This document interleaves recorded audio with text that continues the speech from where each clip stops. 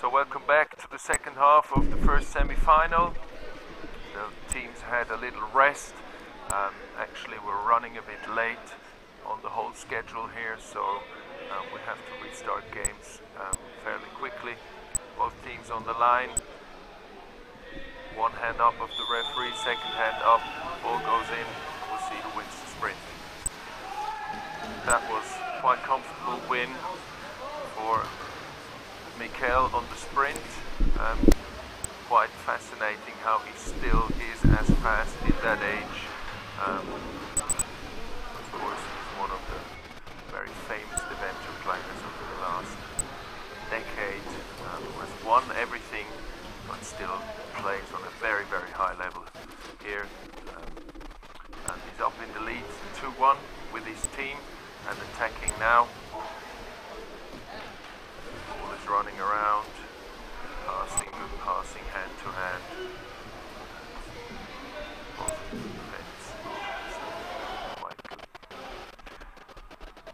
Yeah, we see here one of the strengths in the couple past years of Rotemühle. Their defense, they are really tight and try to keep the guys out, but now there was drifting, Pixie Peterson who was drifting in and just scored the 3-1. So Rotemühle 2-goal down. Not a huge problem for them. They will be able to score 2 more goals, but of course they could see another one. I guess a bit more difficult. Yeah, but maybe for us as spectator it's not a bad result, because I think pretty soon Rotemühle has to change something in their game. That means maybe they start soon to play 5 out.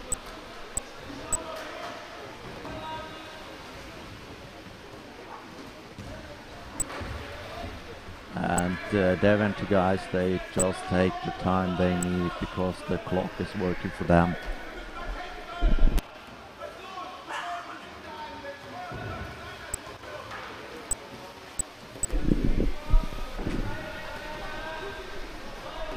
Ball passing around, 2 players inside the zone, working, making space.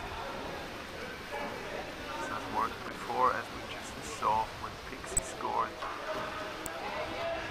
Trying to bring the ball in, putting the pressure on, but well, he's doing a good job. That was a good shot, hit the bar, and Rotemühle is in possession. And Bertoloni just took the ball, played a pass to Leonard and a perfect hand-to-hand pass to Leon Conrad, who has an easy job to score the second goal for Rotemühle in this game. So the lead is still at the side of Deventer with 3-2. 7 minutes to go. What we saw there was an excellent executed attack from Rotemühle. They won the ball, 1 or 2 passes into the hands, and you're up on the other side of the pitch, and you have an empty net. The easiest goal to score, and then the answer comes right back from Seppe, reassuring the 2-goal lead for Deventer. We're on 4-2 now, although the score says 4-1. I'm sure the tape will correct that. Ooh, there was a bit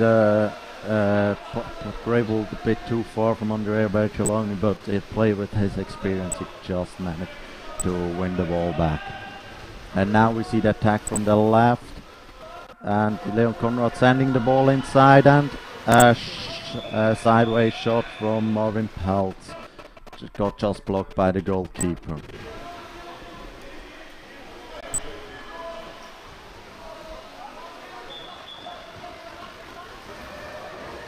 And we see a nice ball pass inside from Leon Conrad to Johan Driesen. And he just scored another goal, the captain of the Rotemühle guys, who started playing polo when he was 9. And now he's 32. That means he has been for ages in the sport.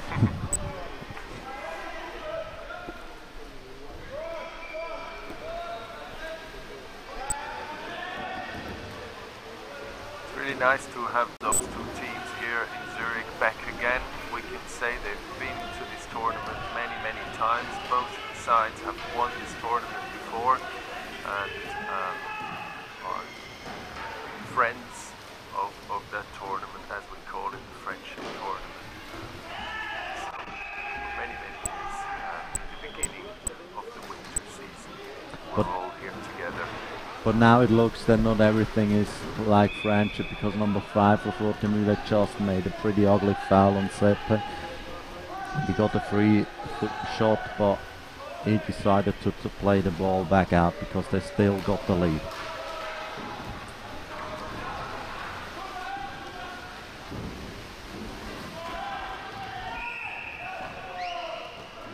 And now there's another foul of the Rotemühle. One of their defenders just...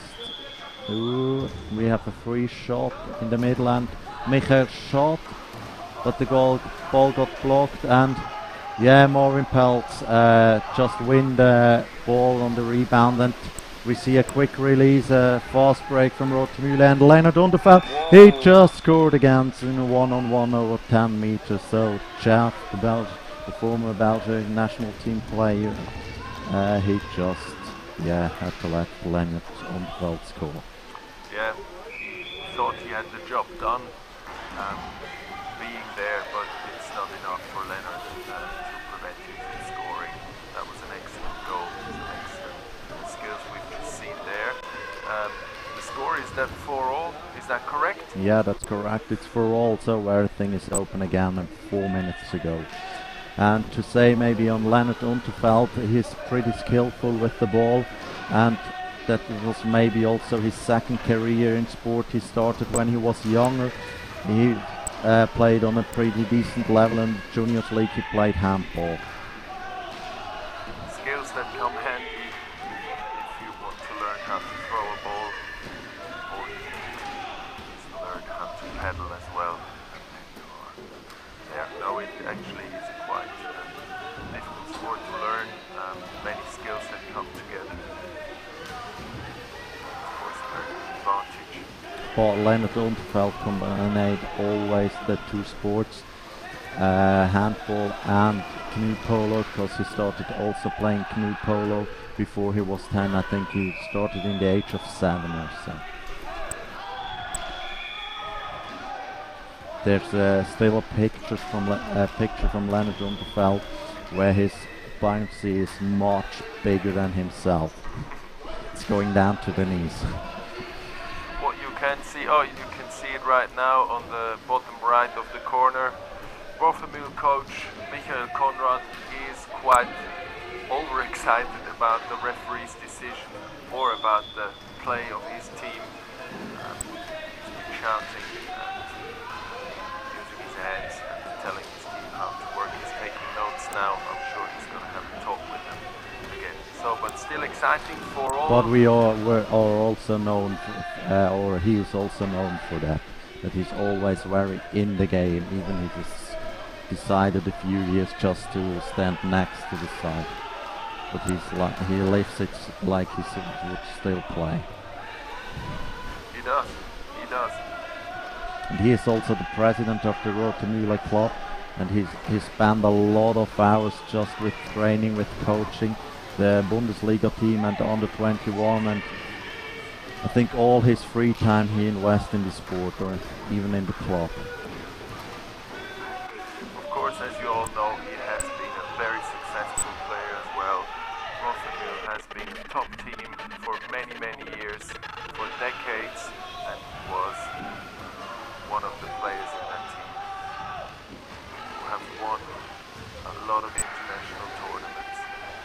And a really nice one-handed pass, and there's the lead for Rotemühle. It was an extraordinary pass from Patrick, from Paddy, the former Wetter player who plays this year for Rotemühle. So they need a goal now against a strong Rotemühle defense. But they just back in the attack and ooh. They've got the ball. It's a play on, played by the referee, and the foul is given. Because there was no advantage. It's a green card is straight in front of the goal.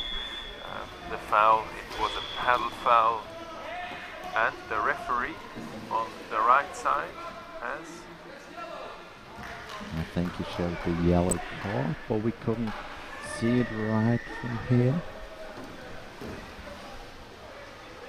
We definitely only see 4 Rothermere players on the pitch. That means one has been sent off, either yellow or a red. We haven't seen that. Doesn't make any difference. The game is on. Yeah, it can make a difference because when they score, he can maybe come back in the field.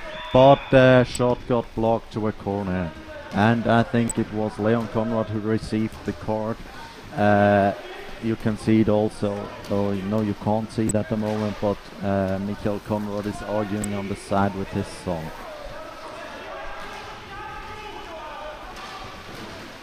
Yeah, Rothermere, they managed to win the ball, and they are in possession of the ball. That's what they need. They need the ball now. They're 1 player down, and they have 40 seconds on the clock until they make it to the semi-final. So 1 last push from Deventer, and they need this ball, and they need to score to make it to the final. All Rothermere need to do is keep possession of the ball. Fouls don't help.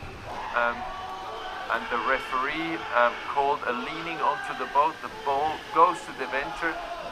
They have 15 seconds on the clock. Oh, and they gave it away. Yeah, they gave it away, and a really good fight from Leonard Unterfeld, but now he got fouled by the Dutch guy. He just pushed into the boat, and that's a win for Rothermere, a pretty close 5-4 win.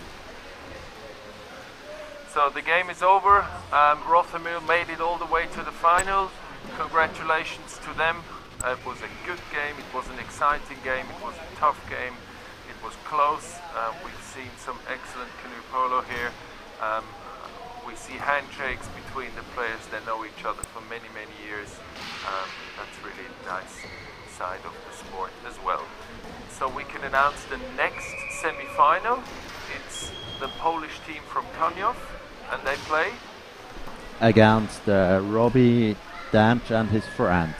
And in Koniov team, they have 2 extra players from Switzerland. It's the Nuts brother, as they are called, Musler brothers. And on the other side, we have all German players, and they also have, as with Dennis Waite, they also have a World Championship from last year's World Championships in Canada. Also with Robton and friends, there is Andy Bartelt, who is a national team player from Switzerland. He plays with number 1. So a semi-final with a Polish team on one side, a German team on the other, and some Swiss guys in between. We'll be back in a couple of seconds when the game starts.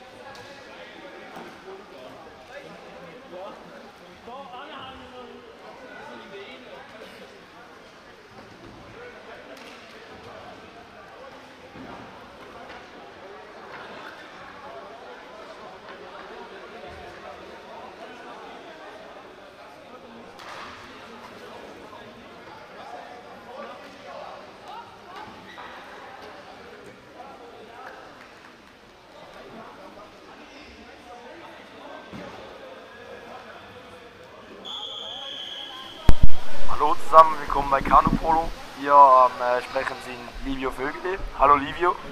Hallo Andreas, wie geht's? Mir geht's sehr gut. Ja, wir kommentieren heute auf Hochdeutsch. Also wir probieren es zuerst einmal, dass uns die Deutschen auch verstehen.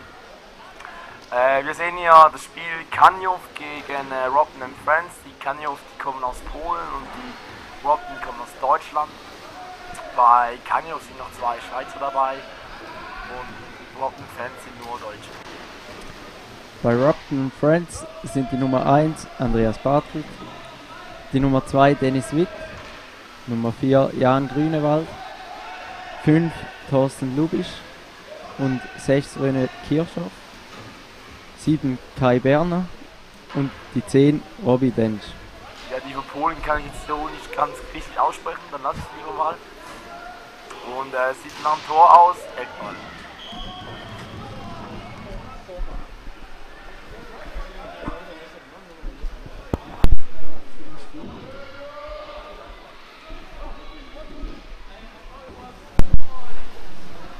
Kanupolo, liebe Freunde, ist eine Sportart, die geht 2 mal 10 Minuten. Man versucht da immer, normalerweise 3 spielen da im Aufbau und 2 drinnen. Und so versuchen die 2 drinnen sich Platz zu ergattern, dass einer vom Aufbau schießen kann, so wie jetzt gleich die Nummer 1. Wir werden es gleich mal sehen in der Erholung. Dann wurde der Platz geschafft und dann konnte er da frei schießen und es steht 1:0 für Kaniów.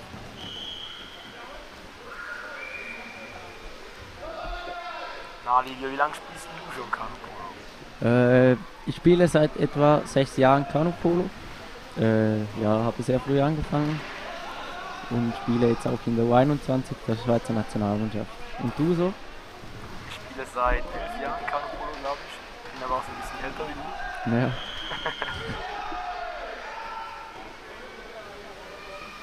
War gerade ein Foul und dann geht es gleich weiter. Kaniów wieder am Ball.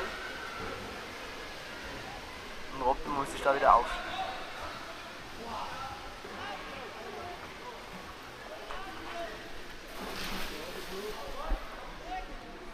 Livio, welche Position spielst du beim Kanupolo? Im Moment meine Lieblingsposition ist die Nummer 1. Das ist diese Position, die den Ball versucht zu fangen und das Gegentor zu erzielen mit einem Konter. Du so? Ja, ich spiele in der Linie, am liebsten auf der linken Seite, weil ich das schon immer gespielt habe, aber normalerweise kann man als Spieler jede Position der Linie spielen, aber am liebsten mag ich die Linie. Jetzt ein Abschluss für Robben and Friends. Mal schauen, was wird. Robben versucht da gleich zu gehen.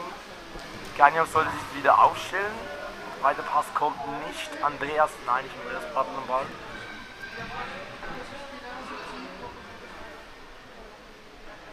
Kaniów müsste sich jetzt da wieder aufstellen. Robben versucht Mit einem schnellen Angriff. Schießt und Tor. Von der Nummer 7 von Robben and Friends. Kai Berner. Sehr schön, Kai.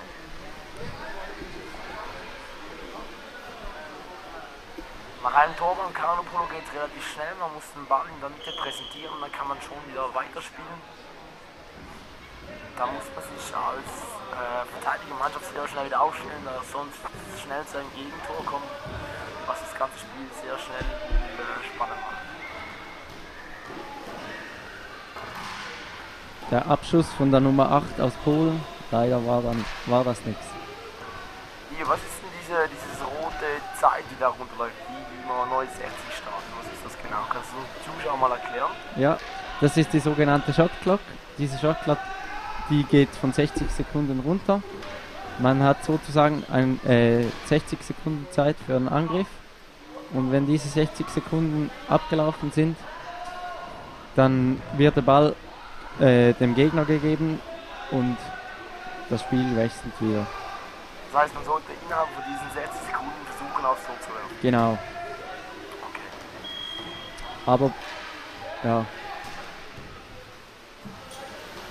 Robben gewährt am Ball. Und jetzt müssen sie gehen. Und sie gehen.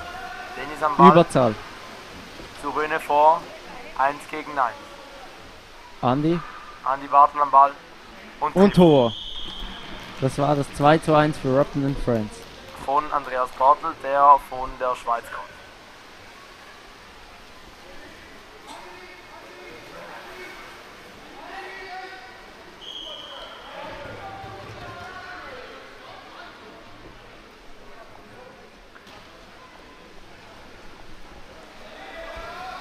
Das ganze Spiel geht noch 4 Minuten 40. Es steht immer noch 2:1 für Robden & Friends. Beide Teams sind sehr niveaumäßig auf gleicher Höhe. Die spielen ruhig da, die Polen. Versuchen neu aufzubauen, in der Mitte Platz zu schaffen. Da sind in der Mitte die Nummer 9 und die Nummer 6, Damian und Sandro. Das sind zwei Brüder, die versuchen sich da Platz zu schaffen. Die kommen beide aus der Schweiz und helfen da für Polen aus. Jetzt ist Sandro am Ball. Was gibt einen Abstoß? Robden & Friends versucht es wieder schnell. Oder ja nicht? Nee. Die gehen das Ganze ruhig an. Ja. Sandro hat da ein bisschen Zeit rausgeholt, die Nummer 9.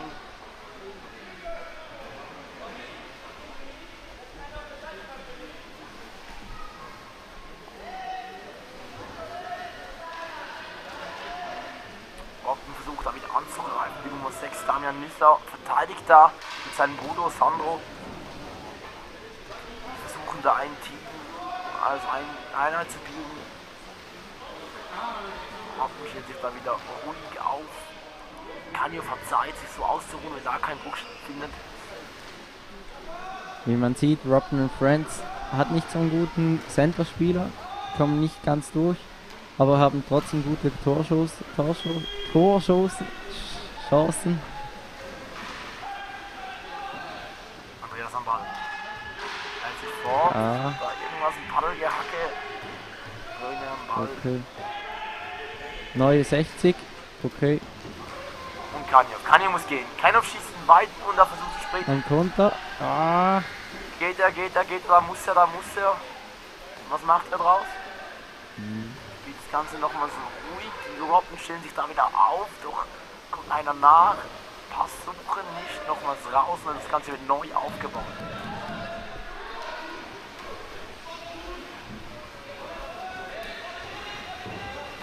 Wie verteidigt man in so einer Sportart? Wie sieht das genau aus? Stehen die am Achter irgendwie oder haben die ein bisschen System dahinter? Nee, es gibt ein System dahinter. Es gibt verschiedene Verteidigungen, zum Beispiel die 2-2. Da gibt es sozusagen zwei Einerspieler, die versuchen den Ball zu jagen und dem Gegner in Druck zu setzen. Und dann gibt es noch die 3-1. Das ist eher eine defensive Methode, die wird meistens gespielt. Oder im schlimmsten Fall, wenn man nur noch kurze Zeit hat, wird dann Mann-Mann gespielt, da deckt jeder einen. Und um so viel Druck aufzubauen wie nur möglich. Spannend da. Polen versuchen da sich Zeit zu nehmen nach dem 100%igen Schuss, dass sie nicht einfach jeden schießen, weil sonst kann es zu einem Ballverlust kommen, der dazu einem Gegentor führen könnte. Sie spielen da sehr ruhig, versuchen Löcher zu finden. Schussversuch von Sandro, leider Abstoß. Der Gegenangriff von Robden. Robden geht dann nur so halbpatzig drauf. Dennis zieht er an. Nee, die spielen jetzt die Shotclock runter und nehmen den letzten Schuss, damit sie kein Gegentor mehr erzielt bekommen. Was taktisch sehr klug ist. Andreas und Dennis versuchen sich da Platz in der Verteidigung zu schaffen, das Team aufbauen, mit Speed kommen können und da den Ball auch versenken. Jetzt ein taktischer Wechsel von Polen. Ja, die rechte Seite ist frei und nee, der Pass kommt nicht. Das Spiel geht noch 30 Sekunden, sie lassen sich noch viel Zeit, also Shotclock sind noch etwa 15. Die müssen sie runterspielen oder einen Foul rausholen, dass sie neu resettet wird. Jetzt der letzte Angriff. Wird das was? Schussversuch. Nein, 69. Probieren nochmal und Tor von Jan. Steht 3:1 für Robden und nach 10 Sekunden geht das ganze Spiel. Und dann ist es auch schon vorbei mit der ersten Halbzeit. Und nachher gibt es Pause von 3 Minuten. Und letzter Schussversuch Schuss. der Weite. Ja. Das Spiel ist vorbei, steht 3:1 für Robben. Nachher werden die Zeiten gewechselt, 3 Minuten Pause. Und wir hatten so in einer Pause besprochen, Livio. Da wird besprochen, wie man weiter vorgeht im Spiel. Vor allem, wenn man zum Beispiel hinten rein ist, wo man Mann oder so spielt, um Druck aufzubauen und trotzdem noch die Gegentore zu erzielen. Wir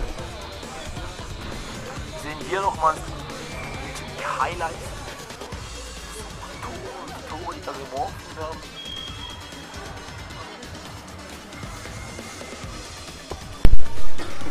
Auf Andreas Bartelt unten rechts, schön am Paddel vorbeigezogen. Sehr einfache Tore, wenn man nur noch einen Torwart hat, müsste für den Schützen eine 100%ige Chance sein, den Ball da reinzukriegen.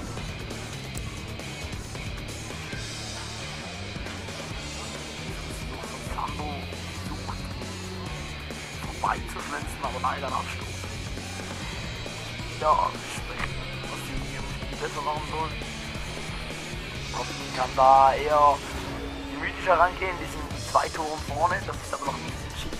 Die 10 Minuten kann sehr viel passieren.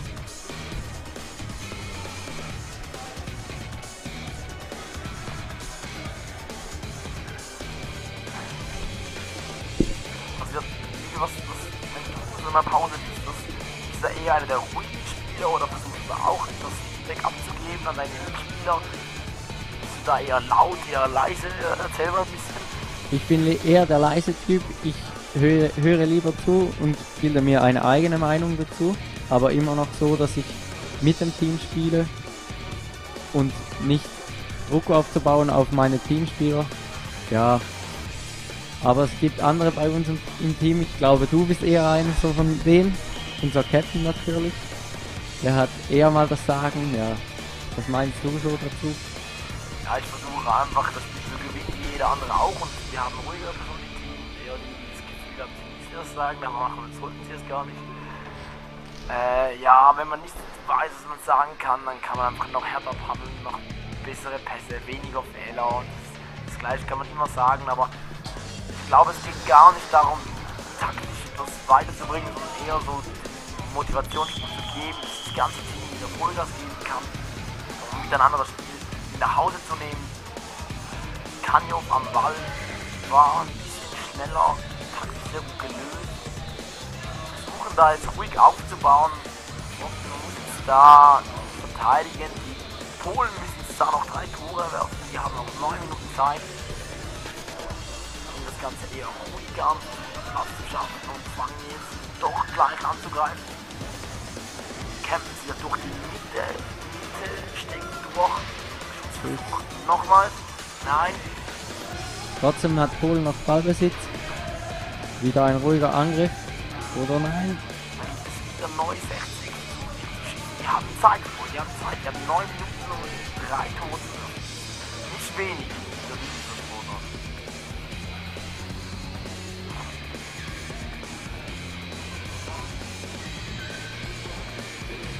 Damit wir versuchen, da wieder Platz zu schaffen.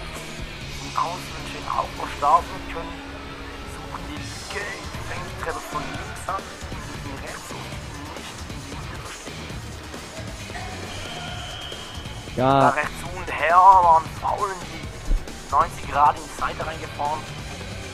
Heißt neue 60 für die Polen. Nochmal ein ruhiger Angriff. Mal schauen. Zwei Paddel vor, Schlenzer, ein Und Eckball. Eckball. Also nur einfallen lassen. Wir haben zwar noch 8 Minuten, aber da muss noch ein bisschen mehr kommen. Ja. Aber das können die Polen. Die haben die Nerven dazu. Ah, jetzt ein Torwart. Torwart, das heißt, darf ein Torwart nicht berühren, oder wenn ein Torwart berührt, dann gleich weiter. Wieder ein Foul. Jetzt Überzahl, 3:1. Oder Penalty. Dann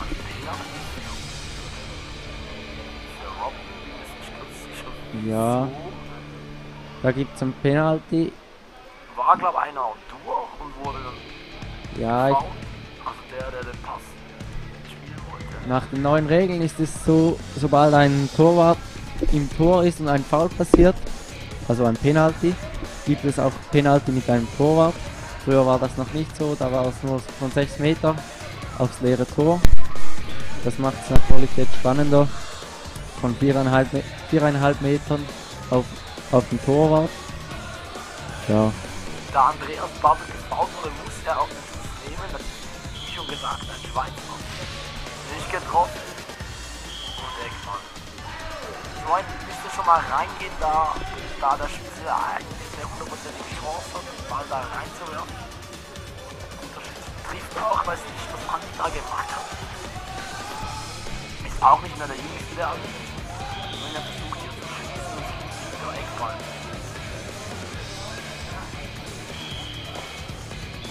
Polen müssen sich da langsam einfallen lassen.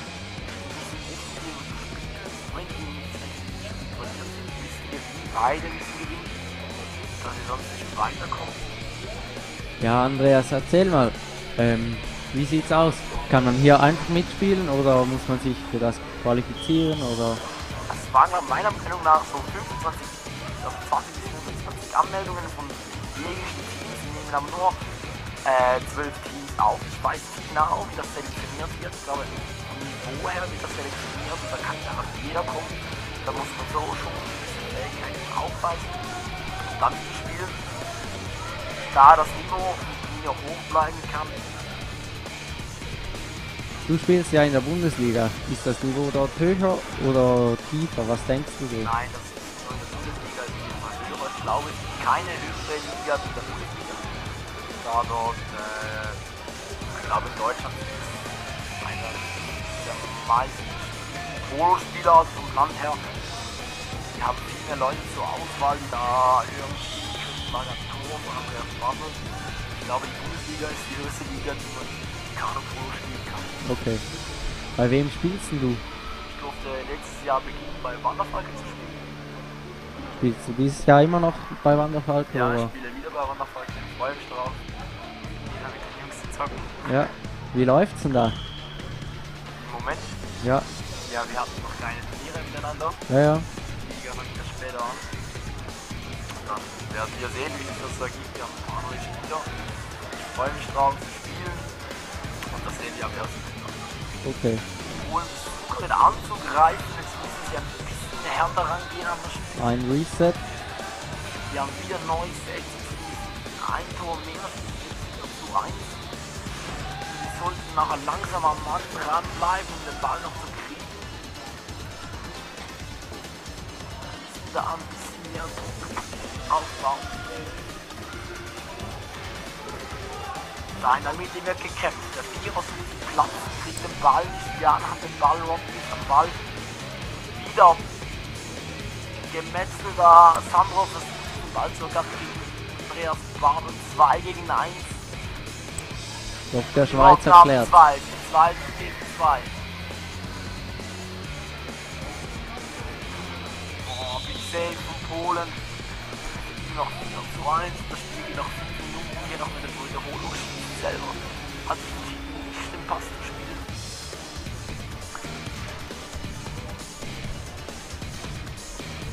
Die Robben müssen da kein Tor mehr schießen. Die können einfach ruhig rumspielen. Die Polen müssen langsam da offensiv auf innen rausgehen. Sauber gehalten. Liga, sagen wir vorbei, der Bundesliga zu spielen eines Tages. Ja, in ein paar Jahren würde ich gerne mal dort spielen. Jetzt finde ich, bin ich noch zu jung und bin noch in der Lehre. Ja. Aber würde gerne da spielen, ja. Auch noch ein bisschen Zeit. Ja. 4:1 von Robben. Gleich wieder Eckball. Polen spielen ein bisschen offensiver. Die haben die Verteidigung von 3:1 und 2:2 gewechselt. Versuchen da ein bisschen zu riskieren. Müssen sie aber auch, weil sie brauchen den Ball, sie müssen Tore werfen. Wieder schön gehalten von Polen. Robben wieder Eckball. Polen sollte langsam wieder an die Leute rangehen. da ein offensives 2:2. Sucht selber wieder Eckball. Schöne Defense von Polen. Da gehen sie an den Eckball. Versuchen langsam an die Leute zu gehen. Rücken langsam auf Mann zu Mann raus. Das heißt, jeder Mann hat einen anderen Mann. Gehen wieder zurück in die 2:2. Suchen da die Möglichkeit, Mann rauszugehen. Und dann schwierig jetzt Abschluss. Polen am Ball. Die haben 3 Minuten um 3 Tore zu schießen, dann wäre es 4:4, dann wird es zu Golden Goal kommen. Das heißt, der nächste Ball, der ins Tor landet, dann auch gewinnt. Das heißt, die müssen nicht jetzt schon gewinnen, dann Unentschieden wird auch reichen, damit es eine Zeit bringt.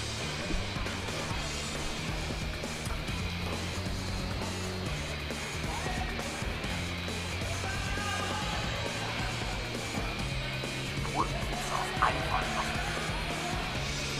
Und da reinzugehen, steckt da ein Trickshot von Damian, leider nicht Eckball. Ja, wie steht's denn mit der U21 dieses Wochenende? Ja, die Hände U21 und Schweiz ist noch eine Menge lernen, ne? Dann machen immer ein bisschen dieselben Fehler, körperlich bereit. Da braucht es einfach noch 1, 2 Schritte im Kopf und dann könnte das schon gut gehen. Der Start hier war nicht so prickelnd, aber ich sehe da eine gute Zukunft für das Team. Das freut uns natürlich, ne? Hier Polen wieder am Angreifen. Die versuchen wirklich Druck aufzubauen, doch irgendwie klappt es nicht so ganz. Tottenham Friend. So, was hat da am Boden festgehalten, die Nummer 8.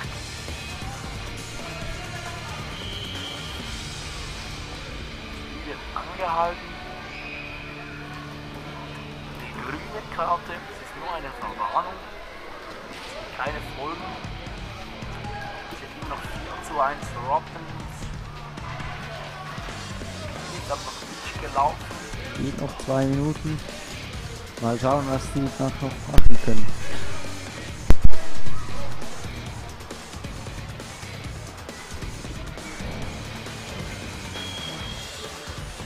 Das gab sogar eine gelbe Karte. Ich glaube für Reklamation oder so. Jetzt ist spielen also nur noch zu 4. ja, jetzt wird's hart für Polen, ne? Wieder ein Schuss von Robben.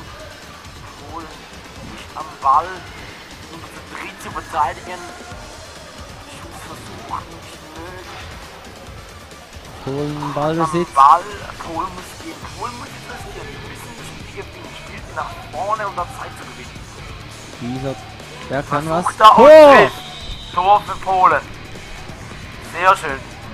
4 gegen 5 und 4 Spieler haben ein Tor geschossen. Das tut weh, ja. Obwohl die da 4-1 in Führung waren, das sollte nicht passieren, oder? Nee. Aber Polen ist stark in diesem Spiel. Ja, ich habe schon gesehen, die haben Polen, die haben schon an den World Games haben die 3 Punkte in den letzten 2 Minuten noch aufgeholt, zu 4. War meiner Meinung nach, war das so? Ja. Das wurde schon stark gemacht. Das war gegen Neuseeland, war ich bin nicht mehr ganz sicher. Andreas Bartel am Ball. Die Rotten, die müssen kein Tor mehr schießen. Die machen das Ganze auch sehr ruhig. 30 Sekunden auf der Shotclock. Das Spiel geht noch 45. Wir müssen da noch einmal 69 holen und das Spiel so gut wie gelaufen. Polen müssen ein bisschen mehr riskieren, tun sie aber nicht. Schussversuch von Bartelt wurde gehalten und wieder Eckball. Noch 20 Sekunden. Versucht ein Tor zu schießen, naja, scheiße, ehrlich gesagt. Noch Abstoß für Polen, versuchen die jetzt da noch ein Tor zu werfen. Sekunden. Müssen 10. ein bisschen riskieren. Der Klemme da, Sandro am Ball. 4 Sekunden noch, muss irgendwas versuchen. Kann nicht mehr zum Abschluss kommen und das Spiel endet 4:2 für Robben. Ja, ja.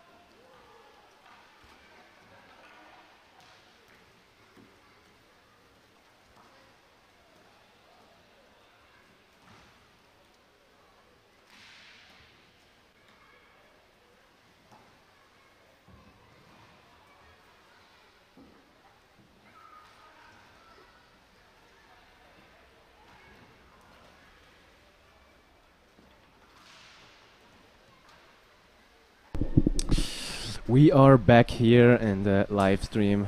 The next game is Zurich against Scalo from Italy. A very nice game. We are very hyped on this game.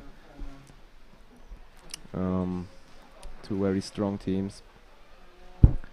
In Zurich we have number 4, Simon. He's playing originally for Rapperswil. We have number 9, Nico Künzi. He's playing for Thurgau normally. We have number 8, the keeper, Lars Baltensberger. He's real Zurich player. We have number 3, Jonas. He's playing for Berlin in the first league this year. And we have Pablo with the number 7. He's a strong shooter, very strong defender. Also from Zurich, we have number 1, Bene Lagler, the keeper, the second keeper. We have number 5, Stan. He's also a strong defender from Zurich. And Riggin, the world famous shooter, also called Sniper. He scores from everywhere. And welcome to the live stream of Zurich as well from my side. This is Christian Born speaking. I'm happy to introduce you as well to the team of Scalo. With number 1 we have Di Maria. With number 3 we have Fabio Casali. Number 4 Tommaso Ricciaria. 7 Andrea Ossino. 9 Daniele Gaccero. Number 8 was that. Number 9 Samuele Vernice. 10 Sebastiano. 11 Eduardo Di Maria. And I'm sure we're going to present you today, or the teams are going to present you now, a very awesome play. It is definitely a play that counts. So both teams need to win. We are here in the KO phase of the tournament. And the players are preparing right now. Seems that the game is going to start very soon. Players taking position here and the referees make themselves ready. We're going to start with a spectacular sprint like always. Simon from Zurich is preparing himself. Number 4 from the team of Scalo. It's most likely going to be number 1 as far as it looks like, which is Di Maria preparing himself for the sprint. And you are in the benefit of having two commentators from Zurich commentating that play, so we know all these players very well. Here the possession goes to number 1 from Scalo. Very strong here. They're doing a fast attack. Number 4. Already a lot of pressure on the defense here. Sebastiano keeping the ball, bringing a bit of, kind of taking the pace a bit out of the attack, making sure they're going to use all of the 60 seconds from the shot clock. Very strong defense there from Zurich. And you see these guys fighting. See here, Nico Künzli on the left side, defending against number 7 from Scalo. Oh, there was a foul in the middle of the center. very dangerous right now. Oh, what will happen? Okay, he was playing out. I think that was a lucky situation for Zurich that this Yes. shot was not taken. Almost a penalty. And it was very close. Very dangerous. Very dangerous. They take their time. Idroscalo take their time. They have 30 seconds on a shot clock. Score is 0-0. Pass to number 7. And here Pablo, strong defense. That's a foul. That's a foul. That's a pedal foul. Was a pedal foul. Still good defense. But now a difficult situation here for the team of Zurich. But Idroscalo is not playing the direct shot here. Playing back out. Here, there's the hole for number 1. There's a big hole. And a that's nice a score. shot from That's Di a Maria. score. The captain of the team, Di Maria. Great shot from outside. We have 8 minutes on the clock to play. Idroscalo 1, Zurich 0. And now they seem to have already taken a far shot. Maybe a bit too early in this game to take this shot. And we see a change. Benedikt Lagler is going out and being replaced by Stan, number 5. So we have a strong defense down there. Stan, Pablo and Nico. Very strong defense. A lot of weight. A lot of skills on the pitch. It's really hard to get in for Idroscalo. Yeah, as you say, they have really a tough time getting in there. But on the other hand, I guess Idroscalo will play tactically right now. But what a nice catch! steal. Nice catch. Actually, not a Fast Zurich break, player. fast break. Supported here by Simon, number 4. And again a far shot. They are. No, there was a That's not better the option. way. There were 2 players, Lars and Pablo, were free to play. So I think it was the wrong decision. That was too early. They need to take their time. Maybe just break the fast break, not playing forward.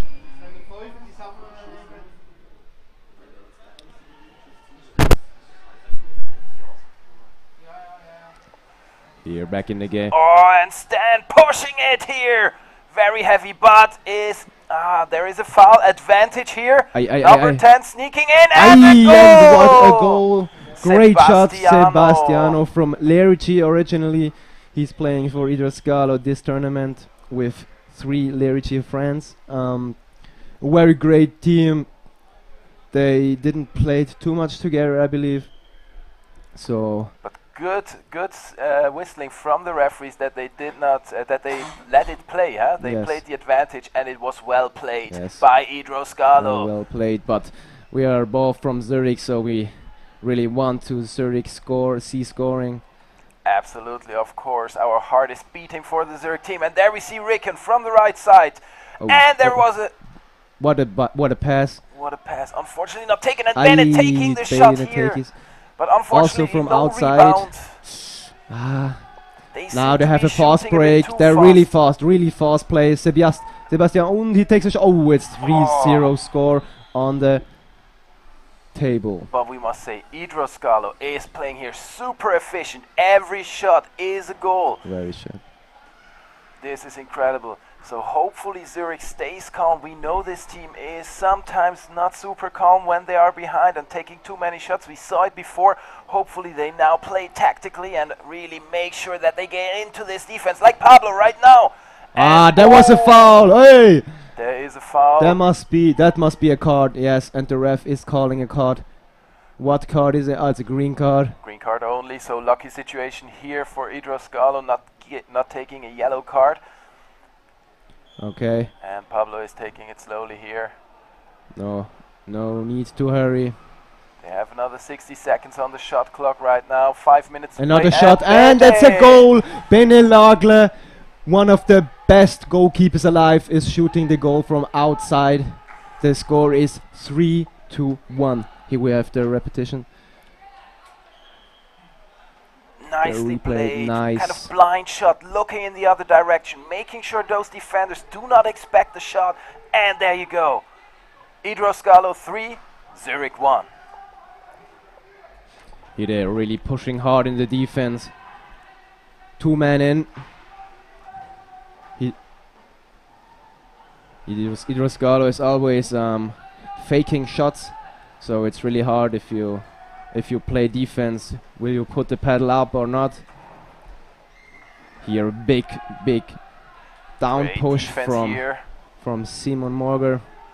And there Künzi, Sebastiano again, and Oh! again he scores. What a beast! Sebastiano, super strong in this match. Already the second goal. And what a great shot. Being defended there by Künzi very tightly, but still no issue in getting this ball in. What a great player, Sebastiano. There was no gap. He scored it very well placed. But now Zurich is again in the attack. The score is 4-1. They need to hurry up right now to bring. That's not. And That doesn't look good. There is a foul. There is a foul situation. Maybe good shooting position. We will see what happens here. Künzi was being fouled, thrown over on the bolt of the opponent. So we have not a timeout so far. The clock is still running, but I guess Künzi is taking position here, making sure he's best positioned to take this shot. But the referee call him a bit out again on the right side. He needs to move before he can take the shot. And there is a lot of pressure now on Idro Scalo. They really need to hold the score now. They're through apart, so it's going to be hard for Zurich to come back in. Now we have a timeout call from the referees. Time is not running anymore, and we wait until the attacker is positioned rightly. Oh, there should be a foul. They're always pushing against. Okay, no foul called. And there a shot, And a shot from number outside. 4, Simon Morger from Rapperswil, supporting Zurich today. But I believe it should have been a penalty because they didn't let the player in. Yeah, that would be a hard cipher, but you're right. According to the rules, that would be the right situation here. And Benedikt Lager in ball possession, but playing it tactically. Very wise decision not to take a shot from the outside there. Here, Jonas with the ball, number And he has 3. a good shot too. Will he make it? No, he's playing back. He's playing in the center, and a great shot Nice! from Nico Künzi. What an awesome shot! He was Whoa. the angle was so tight. We see that in the replay right now. Super tight angle and still sneaking this ball in. There Very was sharp shot. almost no gap, and he didn't. He scored the goal in. Very nicely. Very well played from Keeping Nico. Zurich in the game here. What's happening right now? They need to improve on their defense. Not getting another score from Idro Scalo. Here Nico Künzi fighting hard against Daniele with number 8. Back the pass in the center. He plays to number 3, and again a very great shot. Fabio Casali taking this present, being alone in front of the keeper, and of course he makes that goal. And again a really placed shot on the bar of the goal and inside. So we have Idro Scalo 5, Zurich 2, and 1 minute 30 seconds on the clock to play. So now they really need to go tactically, just take the shots, the good shots, because what a nice shot! Incredible! I was not imagining that this is gonna be inside, but Benedikt Lager from the outside throwing the ball in the top left What corner. a nice shot! Beautiful! Around all paddles, we see it in the slow-mo right there, inside. Great shooting here from Benedikt Lager. It's a really intense match. Goals on both sides. Always good scorings. But Idro Scalo is pushing there really hard. Again in the defense there, it's hard for Zurich because I think they're not too much weight on the line right now. Very light players. Number 3 and number 8.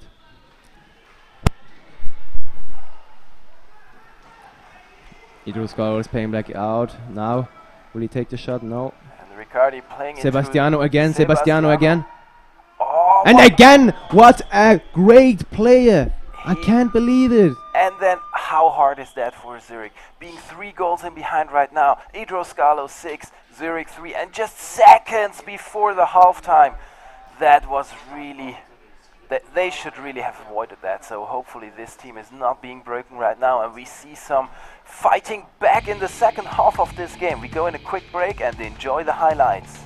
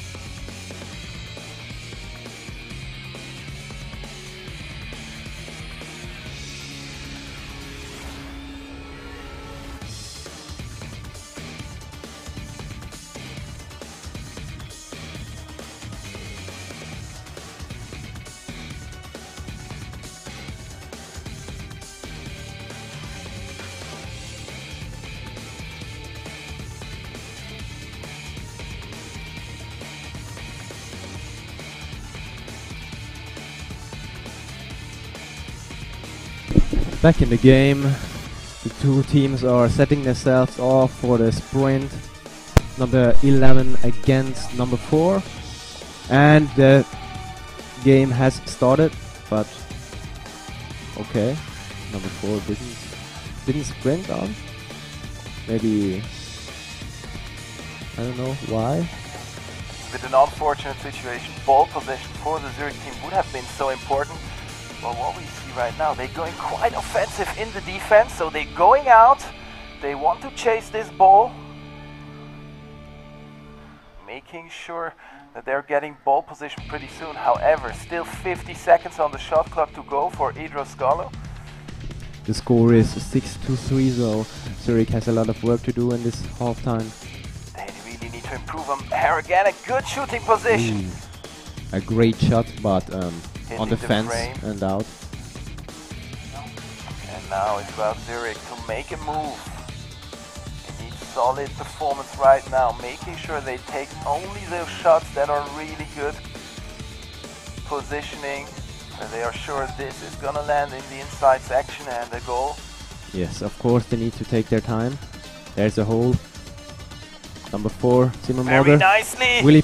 Ooh, I think it was blocked by hand. I think it as well. What a great blocking here from Idroscalo. Number 4 securing the ball.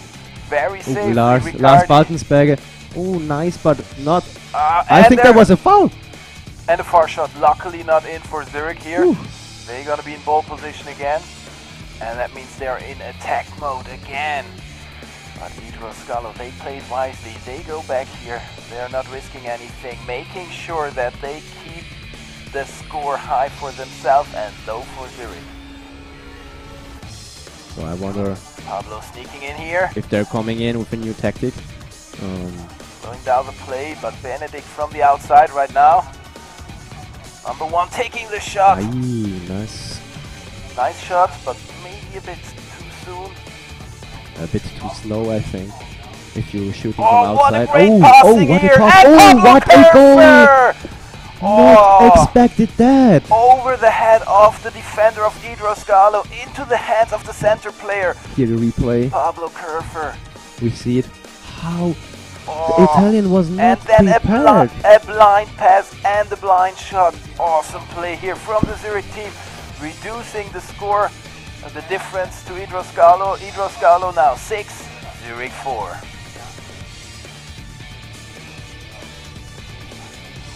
Here Idroscalo with a corner. They go back in. Hard pushing there from 11. Really hard. I think they're not too heavy, but Ritoscala has not too heavy players, but they're really pushing hard on Zurich. It's tremendous physique that these players bring to the field here. Amazing, really amazing. How they both play. Really like the game. Very intense. Here, number 7 plays back to 10. Again, Sebastiano will get. And again, what a player! Sebastiano, They need to go on him. It cannot be that he shoots all the goals. It's like the 4th score of Sebastiano out of 7. And he was alone in front of the goal. Obviously he takes that presence. Oh, that brings Zurich again in a difficult situation, being 3 scores behind. So they need to push it right now. Benedikt Lagler here. Riggin. That's his position. Oh, but this is not happening too often that he is not scoring from that side.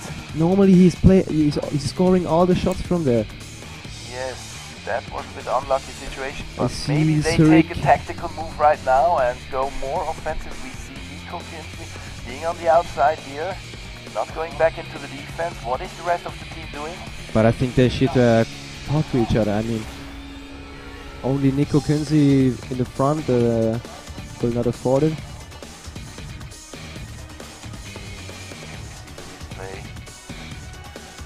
Sebastiano here with the ball. Great shooter. I think he scored almost 5 goals. I think it was 4 or 5, yes. Absolutely amazing game of Sebastiano. How strong is that player right now? Originally played for Lerici. Really great. And of course they take their time. Playing it to the outside again. They have no hurry. They will make sure these 60 seconds on the shot clock are being used wisely. Look at Sebastiano. What a leader. He takes here the ball on the outside. And a free shot even for Ritoscala, giving them another 60 seconds on the shot clock. And the time is running for Zurich. But there was no, reset on the shot clock. I think they missed it. But good for Zurich. 35 seconds on the shot clock. Oh, they're pushing out. And now Zurich pushing all out. Strongly. Here, Riggin against Daniele. No, it's not Daniele. It's number 4. It's Riccardi. And there is Nico Kinsley putting some pressure. The empty goal, it's dangerous, really dangerous. Di Maria, but playing it wisely on the outside now. Gaccero. Will he score? Oh, nicely played here. No call from the refs. Very well played. Oh, but here's the for Zurich. Free shot from the Well done by Riggin, number 11 of Zurich. Bring the ball back to his team, and now we have a far pass to Pablo Kerr for number 7, playing it to number 4. Simons Mortar, and he's taking the shot. And we but that was out. That was outside. That was a corner situation. The referee seems not to be on the line. Not good. Which is not a nice situation. Not very nice. Do we have a slow-mo here from the ball falling on the line? No, we don't have. Oh, Stan need to pass. Oh my god. That was Stan was sleeping. Play here. Stan was sleeping there. Yes, and almost making a foul here. And now they're disorganized in the defense.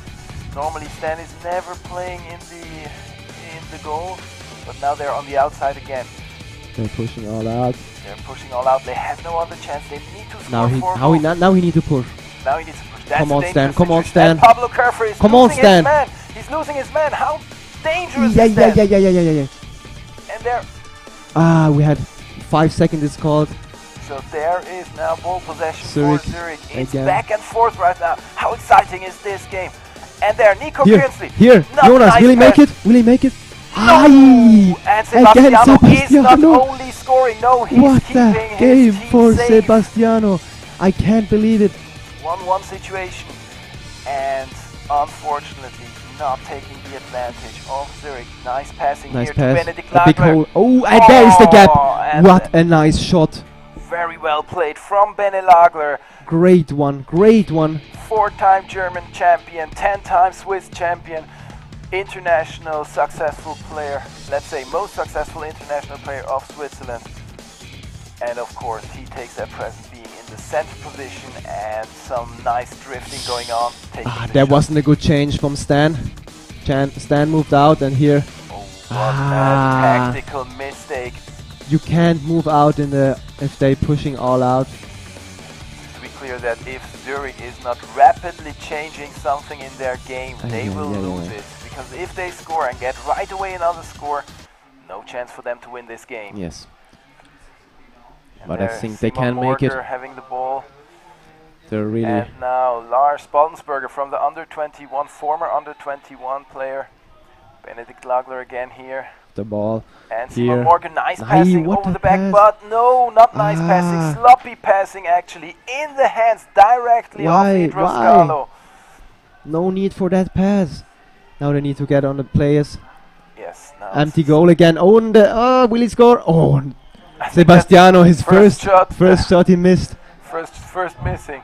Whew. What a lucky situation here for Zurich. They have 1 minute 30 seconds on the empty clock. goal, empty goal. Come on. Simon. Yes! Super what strong. a great shot from Simon. Super strong Very here. well played. Staying calm, focusing on the goal. I mean, you might say it's an empty goal, but it's not always easy to score these balls. You still you have these nerves going on. You know, you need to score right now. Your team needs it. And then a lot of players we just saw before from Sebastiano. Now they need to go on the players. Push them, come on. They need to go harder on them. They have too many space between them. Again, we see here Bene against number 7. Here Pablo against number 9. Ooh, that was lucky that it wasn't a penalty. Here we have a very good game from Idros Gallo. They're playing it pretty safe. Very strong play. I mean, we saw them yesterday losing 10-3 against Deventer. But what they are showing here right now is just awesome play. Yes, I think it's a team who can play really bad, and on the other side can play so well. We have a lot of changes. 10 seconds to go on the clock. That's not good. That's not good. Lars is moving backwards. He need to turn his boat, and I think it's just 5 seconds. Oh! There's 5 seconds! 3 seconds! Shoot! No! And a miss, unfortunately. However, even if that was a score, they would not even make a draw here. It's 8 Idros Gallo, 6 Zurich. Unfortunately, the home team did not manage to win this game. Actually, there was a lot of mistaking going on, a lot of tactical issues. They seem not to be so concentrated in this game. I think they lost at the beginning. The beginning they got too many goals. There were 3 behind, and yeah, and if you have one player that is so strong like Sebastiano, you just need to take him very tightly. And there was always space for Sebastiano. Yeah, as you say, they did not do that very well. I mean, if a player scores 4 times in a row, as a goalkeeper, actually, by the way. Yes. So it's not that he was center positioned or so. No. And also he was also a right really fast back. So I think it's an awesome player. Awesome player, absolutely. What a physique. So strong, and the timing, always in the great timing, surfing into the defense of Zurich and scoring here. You see the highlight section right now. Always here nice from Jonas. A nice shot try. Yeah, but Sebastiano so strong in this situation. Yes. 1-1 and he holds it. Really, also really mental strong. Yeah. And there the goal from Benedikt Lagler in the middle of the goal, really nice. Oh, but look at that. Too unlucky. That was this changing mistake they did when Stan went out, and they were just not prepared. And here from the outside, a shot. Very nice from Simon Morger. Very well played. I mean, they had the potential to win against Idros Gallo, I must say, but they seem not to be that organized. and they had a lot of mistakes going on. So that's actually, I think they will not like that score. They could have done much more better in this game. I mean, they were yesterday winning against Rote Mühle Essen, 4-time German champion.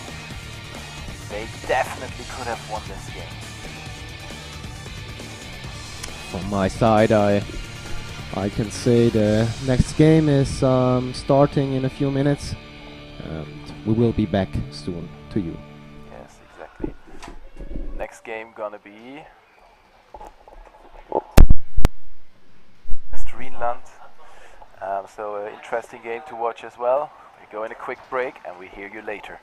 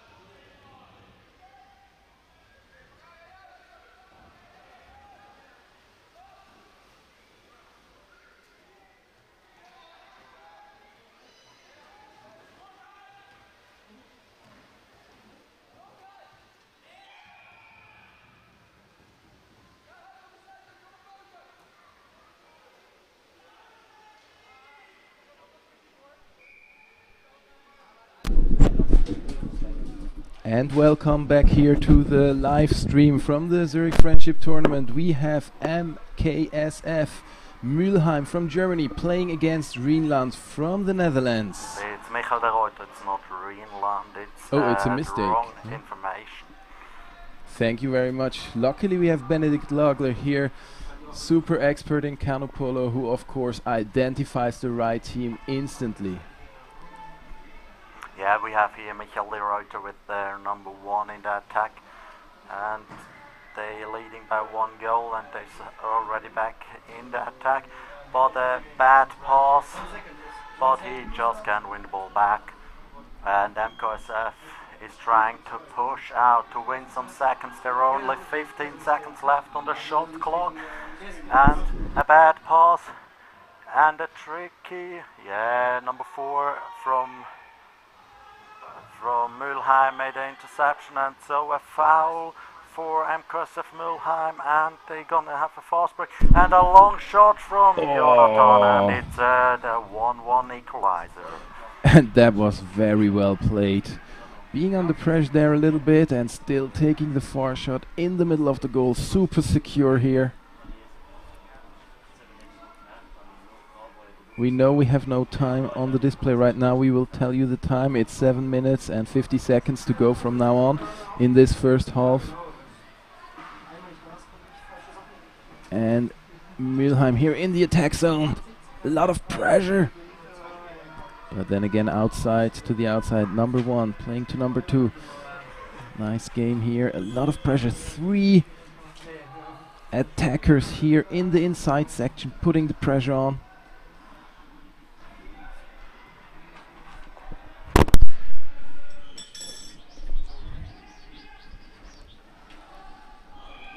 And the goal here from Michel de Reuter, super strong how they play it.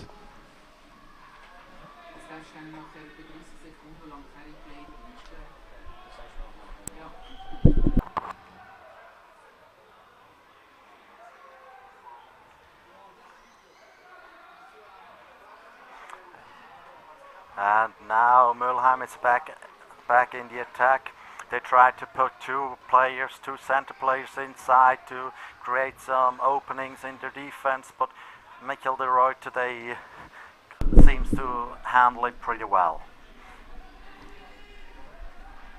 And Mülheim again in the attack mode, waving in here. Seems they need to interrupt this attack. Going on the outside, they have still 23 seconds on the shot clock to play. So they need to prepare for a final move here.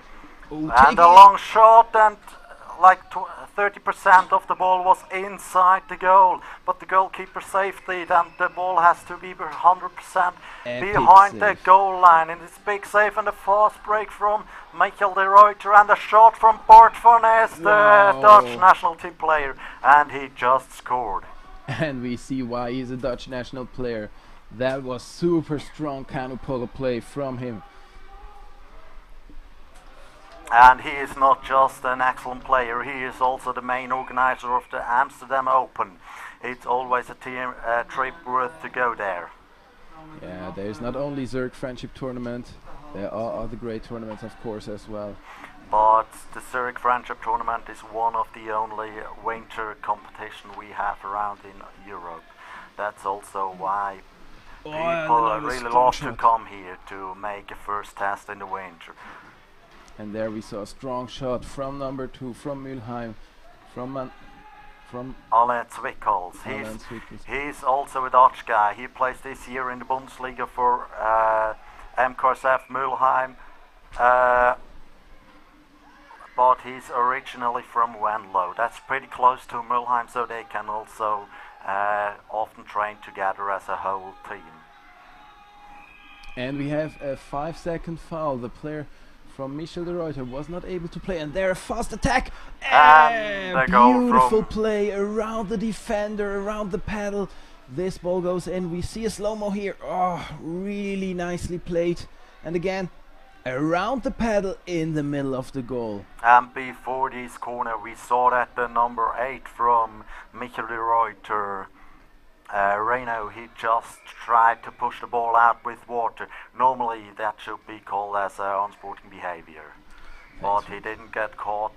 But so in the end, everything went right. So it was the karma that made it possible for Mülheim to score the 2-3. And another great attack from Michel de Ruyter, sneaking in there, bringing the ball through the entire defense zone of Mülheim. And number 3, Ricardo Wick, is scoring very well here. And we have he's another player with a lot of international experience. And giving you a quick heads up here, we have 3 minutes to play in this first half, and we have scoring of, is it 3-3 right now, Bene? No, it's 4-2. It's 4-2, so we need to call the referee table to adjust the scoring here. So we have 4 Michel de Ruyter and 2 for Mülheim. And another great shot! And it was blocked first by the goalkeeper of Michel de Ruyter. He played also in August in Welland for the Dutch U21, but now he can't block the ball, and it just ripped into the goal. And I mean, Bene, being one of the best goalkeepers ever in Swisscanoepolo yourself, how hard is it if that happens? If you actually have the ball and it still drops in? Yeah, it depends a bit. If you have it on a one-on-one situation, and you can just just be able to stop the ball and then it pops in, it's not as hard as it's a long shot. Yeah, so that was a hard long shot. I think not easy to digest for number 8 of Michel de Ruyter, Reno van den Berg. But of course that is not limiting the power of Michel de Ruyter. They're in the zone of Mülheim again. Large passing here. And the great pass. Oh, beautiful play. Hopefully we have a nice slow motion coming out of that. We see a center pass and then backwards from number 3, from Ricardo Witt. What a beautiful goal. And it's again Ricardo. I think Mülheim has to pay attention on Ricardo. He's just up to score some goals here in this game. This guy is on fire right now. And we have 2 minutes on the clock to play.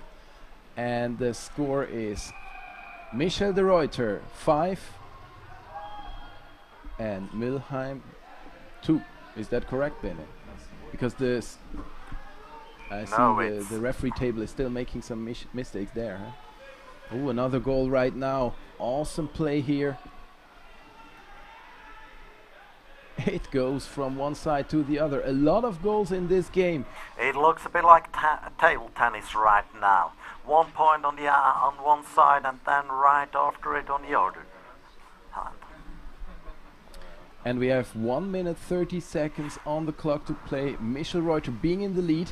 And coming in with a lot of speed, but the defense of Mülheim just be able to stop the incoming player. Large pass to the outside. And again a pass through the defense zone and in the center. Wow! And he, with this great shot, he hit the bar, but I think and it was another bar. I think it was deflected. And a foul right now. We have 1 minute on the clock to play, and Michel de Ruyter having 60 seconds on the shot clock. So they gonna make sure they use this time and take a last final shot, I guess. No, they are not. But Alan Zwickel, he just saved it, and so MKSF Mülheim, they have a fast break. Will they be able to create something? No, they just... no, but it looked like number 1 was giving up. Jonathan Thomas was not even fighting for that ball anymore. He had a fair chance to still get that. And on the other hand, we see a kind of a fast break of the Michel de Ruyter, and number 8, the goalkeeper, plays the ball back out. Nice decision here because they have 19 seconds to play in this game. But there's a lot of pressure here on the attacker. And Mülheim wins the ball, and Jonathan is away. Oh. And can he use his time? We have 7 seconds to go, and he just scored 4 seconds before half-time. And that might have been a very important goal to get closer to Michel de Ruyter. Benedict, the referee table seems to be confused. We do not see a clear scoring. Do you know what is the score right now? I reckon this was the equalizer, but I'm not sure. So I'm gonna quickly go over to this referee table, getting informed and helping them to settle up while you can enjoy with our viewers the highlights of the game. Yeah, we'll be back in a few seconds after the half break.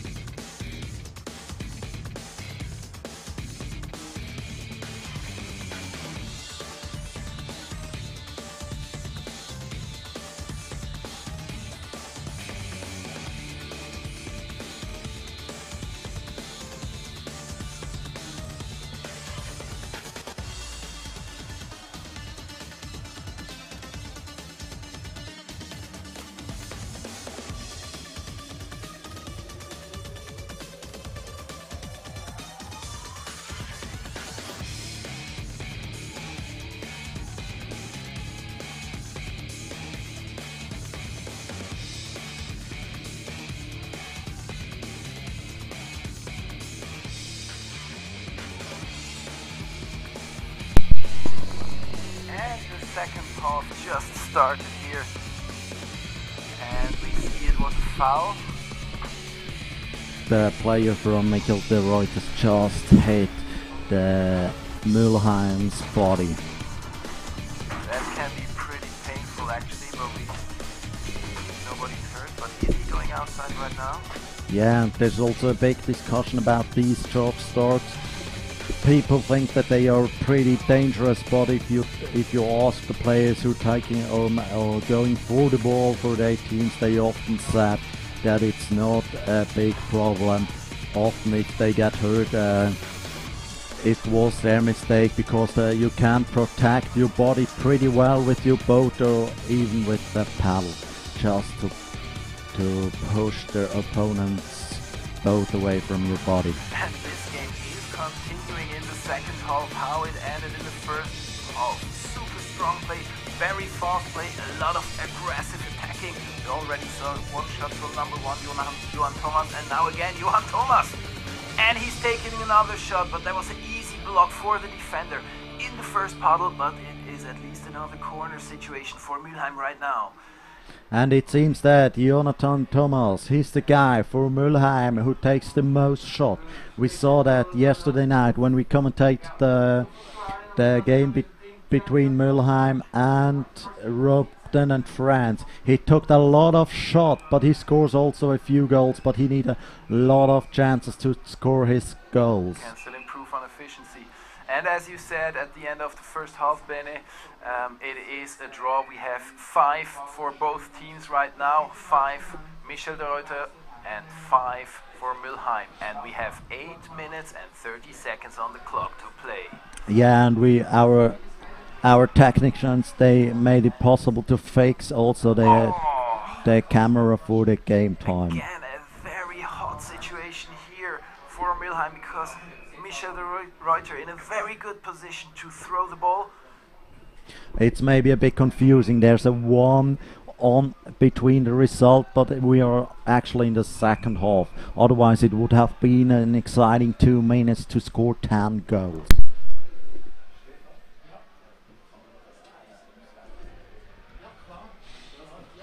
And now we see MKSF with number 20, Felix Montel. He's just taking the pressure a bit out of their attack. Thomas slowing it down, bringing it to the outside. Maybe to regain the concentration of the whole team. But the two insiders, they still fighting pretty hard. Fighting super hard. Especially we see Ludwig Thomas.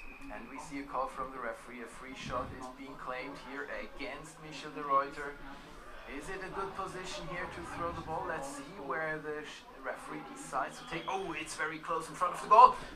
But it got blocked from the number 2 of Michel de Ruyter. Actually a nice try. He took it very fast. So he wanted to surprise the defense of Michel de Ruyter. But they were there. They're solid as rocks. Keeping the ball outside from the goal. But there we have another call from the referee. Claiming a foul here. It was a boat foul, and the player from MKSF Mülheim, he also received the green card. There's a timeout because the table has to note what's going on. And Mülheim now being set up in the defense, waiting for the first attack from Michel de Ruyter. And there we go, the first wave. Number 2 sneaking in here, number 6 getting the ball, being hit by a boat. No Giving the ball back to number 2 and number 6. This is also kind of a Bulldozer tactic. Number 4, good positioning right there. But putting it to number 5 and he's losing it.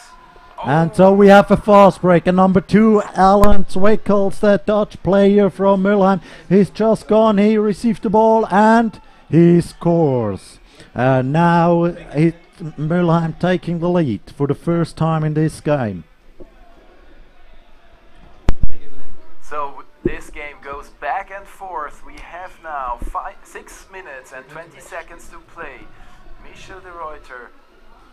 No, actually it's Mülheim having 6 and Michel de Ruyter 5, isn't it, Bene? Yeah, that's true. Again, Mülheim taking the lead. Seems to be Oh, there was a difficulties. tricky paddle foul from number 8 from Mülheim. In front of the fence of number 1. Another green card for Mülheim. I think it's their third card.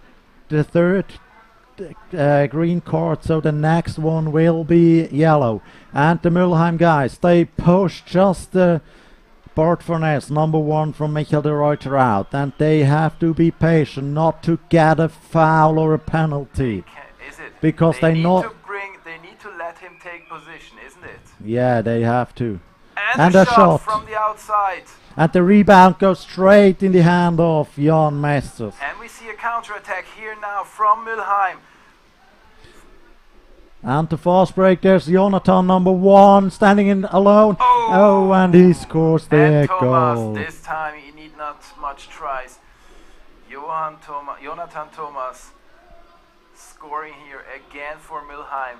So that leaves Mülheim with 7 and Michel de Ruyter with 5. We have 5 minutes and 30 seconds to play.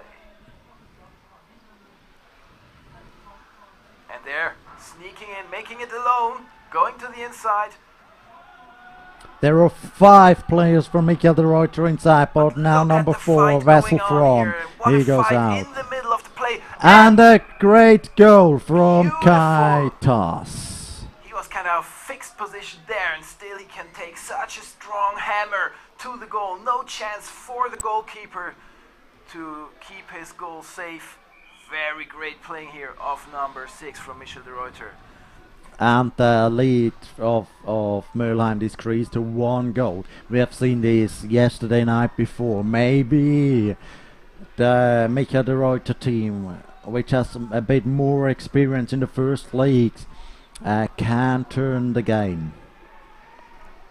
There's still enough time with 4.5 minutes to go. But there's another goal from number 4. The captain scoring here. Ludwig Thomas. And bringing his team with 2 points in the lead. Leaving Mülheim with 8 and Michel de Ruyter with 6. We have 4 minutes on the clock to play. And another attack. They don't want to save time here. They want to take the next shot. Beautiful positioning in front of the goal. But he cannot make it. There was some pedals in the air.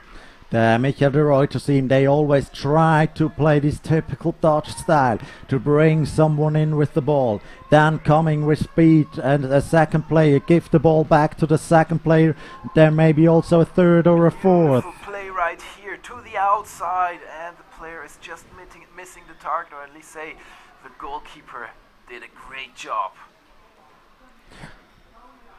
But now the ball comes to the number 2. Oh, and he loses it. But his teammate did a great job. Bart van Aes, the Dutch national player, he just win the ball back, and he just... And to the outside again. They have still 40 seconds. They do not need to rush it. I mean, Benny, can you say something about 3 minutes being on the clock and 2 scores to make? Is that possible? It is possible, but Mülheim, they have to change. Michael de Ruyter, they have to change something, and they shouldn't complain with the referee. They should focus on their own game and just score goal after goal. This is a penalty situation right here. That was very unwisely off the captain. He's throwing the player on the boat. He's getting a yellow card, send off. And a penalty, so that's double punishment right now. Benny, what is the new rule saying about that situation? Yeah, the new rule about this situation says that if you receive a penalty, you automatically get a yellow card. And if the guy scores, you're not allowed to bring the 5th man back on the field. So it's a hard time for Mülheim. Right now, they are still in the lead, but that's perfect for Michael de Ruyter. Exactly what they needed to get back into this game. Yeah, and this is one of the strengths of this Dutch tactic, that they never give up, and they can put a lot of power. Epic save from Alex Wickels, from that Dutch guy from Mülheim, from Venlo. And now we will see Mülheim putting a lot of pressure to Michael de Ruyter. I hope they do, because they are 4 players only on the field. They need to win the ball. They need to win the ball very fast, because they still have 2 goals to play. Unluckily for them that this penalty was not a score. So I don't understand why they sent back Tim van der Hart in the goal. A shot or what? No, if you're leading and if you got enough time to you can push your team who's down by to 4 players. Nice passing here. And now the pass to the middle. Yes, it comes. Beautiful play. But not another goal from Ricardo. Wow, number 20 having his pedal there. Beautiful play. Yeah, back to the yellow card. If you're down by 1 player, and if you're up by 1 player because your opposite's got a yellow card, you can put someone in the goal and just let them play the minutes down. But then you have to play really smart. But for Michael de Ruyter, it's not the best idea to do it in this stage of the game, because they down by 2 goals and they desperately need a fast goal. Absolutely. So we have only 1 minute 50 on the clock to place. 2 scores behind Michael de Ruyter. And they were in the lead at the beginning. So what are they doing right now? Oh, there was a foul, but an advantage is decided by the referee. Well decided, because we have number 3 with a great score again. We have Ricardo Witt again scoring for his team, reducing the lead of Mülheim to only 1 score. 1 minute 30 seconds on the clock. Yeah, and we see now the Michael de Ruyter's playing pretty passive in the moment. They sent again the guy back in the goal. But if I would be their coach, I would tell him that he should go as a chaser out the goal. Yeah, it looked like he heard me and he just left the goal. So the Michael de Ruyter's goal is right open. And now there was a bad pass. Situation right now. Ball possession and a throw. Oh. And a great block from Jan Masters. 50 seconds to play. Probably he saved his team the win. But it's too early to say that now. It's still 40 seconds to go. And Michael de Ruyter is in the attack. They need a score. Now, Beautiful shot again. And from Felix Montal, a perfect block. He just blocked Renault's shot. 25 seconds to play. Another attack here. They need a score. Michel de Ruyter, they want to score right now. Look the pressure that they are putting. Another corner. Can they still play it? Only 40 seconds left. They need to hurry up right now. That needs to be a very fast play. Jonathan goes into the center and into the corner and tries to block the pass. Only 7 seconds. And it's a timeout, but he wins the ball. And the time goes down. There's a paddle foul from the number 2 from Team Frontal. For Mülheim. How great did they play? They really fought themselves back into this game and won it. What a disappointment here from Michel de Ruyter. They had the chance to win this game. They were in advantage in the last 2 minutes of this play, being 5 against 4 and couldn't use it. What a great defense moment here for Mülheim. Congratulations to the team that has just been promoted to the first league of Germany. Yeah, and it's got a pretty tough year for Mülheim, because normally if you just came up to the first league, the other teams, they already for a few years in the Bundesliga, they really try to give you a really hard time. And you need to be very motivated in the winter and to train a lot and to play very tactically if you want to stay in the first league after your first time you went to the Bundesliga. And we see here in the highlight section how Michel de Ruyter was being in the attack mode almost throughout the entire time, but then there was this counter-attack and a great scoring here around the paddle of Michel de Ruyter, defender. And here a beautiful shot into the bottom left corner. So that was Michel de Ruyter losing very tightly against Mülheim. We will see the next play coming up, which is Ignusa versus Greenland. And with Ignusa we have here our friends from Italy. They are a Serie A team, that means they playing in the first league, but here they showed up with a pretty young team. And it's great to have them here. They're really skillful and they're good canoeists. Maybe as an in-between statement here from the commentators and as well from the video team, please share the streaming link to your friends, to your families, and to those that love canoe polo. I think we did a great job providing you here with some nice pictures, nice commentation on the Zurich Friendship Tournament. We're gonna be streaming live for the next 2 hours from the Zurich Friendship Tournament. High-class canoe polo, the best teams of Europe are here competing, some of the best teams. And please share the link. Use as well the chat box if you want anything to be improved. Chat with each other in the Google chat.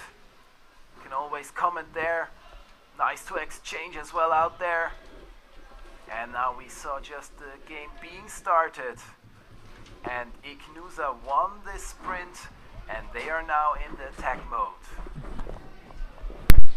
And we see Ignusa, they just sent 2 guys inside their defense, tried to create some openings. But I think they got a really hard time against Rhineland, because the Rhineland players, they are all pretty tall and strong. And the Ignusa guys, they very light, but their strength is that they just good canoers. And the big advantage is that Ignusa can play the whole winter or whole year. They can play polo outside, and sometimes the Rhineland guys, if they want to do it, I think maybe they have to break some ice first. And in the beginning of the season you can see that the teams from the south, they can handle the ball much better than the one from the north. Luckily for us from the north, that the Europeans and the world are always in the end of the year. And we see a great goal from number 5 of Ignusa, of Jalal. Great scoring 1 Ignusa, 0 Rhineland. And now the Rhineland team is coming inside with a lot of speed, giving the ball to each other. And now number 6, he looks for the shot, but he's decided to play the ball back out. And there's a next guy from Dutch guy coming in. And number 7, the French guy from Rhineland, Jérémy, he works inside. And also and now a big shot who got deflected by a paddle from Ticho. And it's a corner for Rhineland.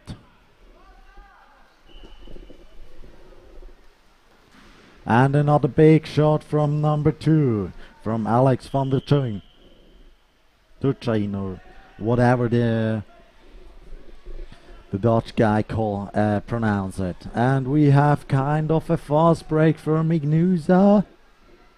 Can they create something dangerous out of it? At the moment it does look like they slow down the game to set up a proper offense, but this gives also the Rhineland guys time to set up their defense. And there was a boat foul. Jérémy Dekaf just put the ball out of the water, but he played a bad pass, so number 3 Ticho couldn't reach the ball, and the ball is back in the hands of Ignusa.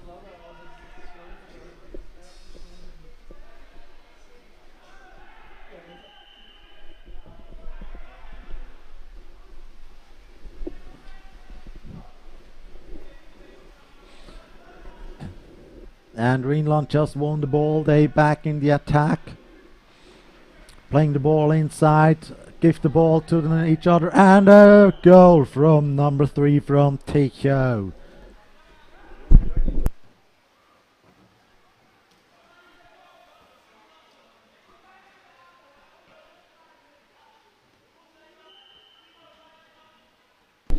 And right here in the commentary box we have Andrea Bertoloni, the world champion of 2016. Andrea, tell us, how do you like the friendship tournament here in Zurich?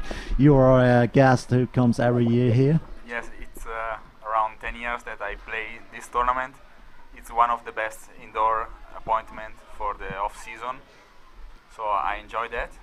It's always full of strong team, and that's all. Now we are watching Ignusa against the Netherlands from Rhineland. Rhineland, okay. Maybe you can tell us a bit about Ignusa, because you compete them in the league, in the Serie A. Yes, Ignusa this year is a completely new team.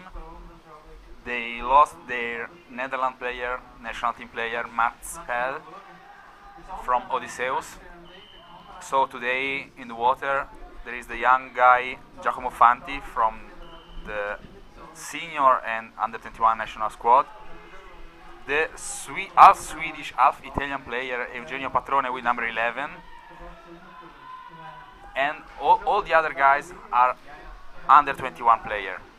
So I think they are playing quite good as so young. Do you think that they can stay this year in the Serie A? What is their goal? Their goal, like every year, is to be the 3rd or at least the 4th force of the league. So they always try to beat one of the big in the semi-final of the Italian playoff. So they are still searching a good foreign player to cover some position in the team. They are looking for a goalkeeper because they are still missing it, and they are thinking about Chanouk Thibault from France, so a really experienced player. Yeah, and also an experienced player in the Italian league. He played for a couple of years in Rome. Is it right? Is he still living in Rome, or do you have any inside news? Now Thibault is living in his hometown from Agen, and he's looking for a job in Sardinia, where Sardinia guys wish he will play. So if you're from Sardinia and you have a job to offer, just call the Ignusa guys. They can make you contact to pretty good goalkeeper who can also represent your country or your city in the Serie A? I don't know. In my opinion, it's an hard question. I don't know how they will manage the situation. I don't know how it's easy for a French guy to work in Sardinia. No. I know that. Lui cerca lavoro. Yes, he's looking for a job, but I think he already has one in France. Oh, okay, So great. when he lived in Rome, he lived there for a couple of years, maybe. He was the coach, and he was also a worker. So he enjoyed the time in Italy. I know he's my friend, and he always liked to come back in Italy. Yeah, it's always easy to enjoy Italy. I mean, you have a lot of good food and all the gelatis and Yes. really friendly guys. Yes, And that's true. also the weather is sometimes pretty That's true. good. That's true. I think, especially in Sardinia, he can enjoy the food, the seafood, and all the products from the hinterland of Sardinia.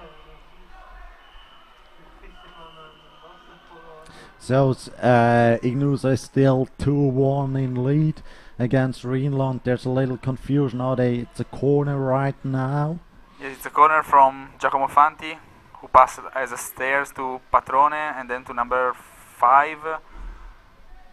So the ball is inside the area and now out again. Yeah, and we see Ignusa, they still try to create something. They do a typical Italian attack. They send 2 guys in, but only one is right in front of the goal and the other one is kind of blocking or standing there that the one in front So can't back go pass through. for the Netherlands. Oh, who missed the pass? The French guy. It's a one-on-one and 1-on-1. he It's a failed it. corner. It was a great save of the experienced player of Giacomo. Fanti. So now a new youngsters on the pitch, number 7. So they are doing a fast break. Aldo De Giorgi with number 4 on the vest. And Looking for Giacomo space. Fanti is a good backup. He calmed the game down. I think it's hard to sometimes for him to control these young fellows. Yes, he has always to set up all the youngsters. So he's the new captain of the team, you know. So he has a lot of responsibility this year. And of course, he has to try to find a safe place in the senior national team, as also other player of this tournament here from Idroscalo, like Tommaso Ricciardi and Daniele Gaggero.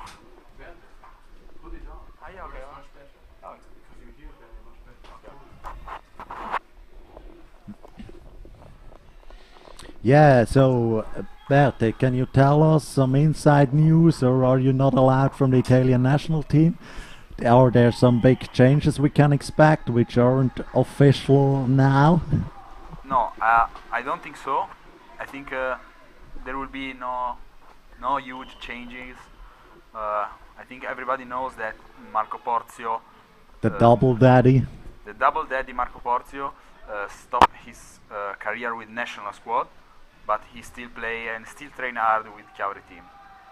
Yeah, that's maybe that's a big loss for the Italian defense, because he was always one of the strongest side defenders of the world. Yes, I know. We call him as a senator of the team, so he was really important. And now an open position is created inside the squad. So maybe we can expect also then a little change in the style of the defending of the Italian national I team. don't know that. I don't know that. You should ask this question to the coach. Okay. But at least we will follow our traditional defense without any big changes. That's what I expected. I mean, if you are as successful as the Italian national team, why should you invent your style of playing polo totally new? There's no reason. So there's half break. We are back in a few seconds. See you later. Sorry. It's quite stressful. But we just talked about blah blah blah. Exactly, nothing about the game.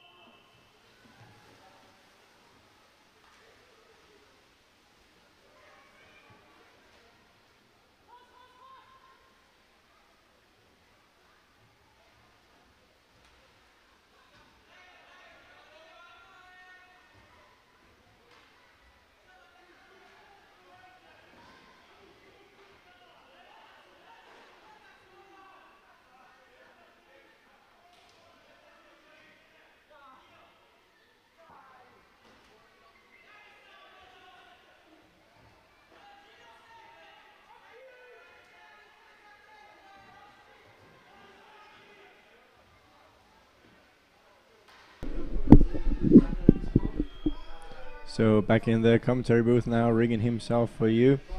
We're here in the second half between Rhineland and Ignusa.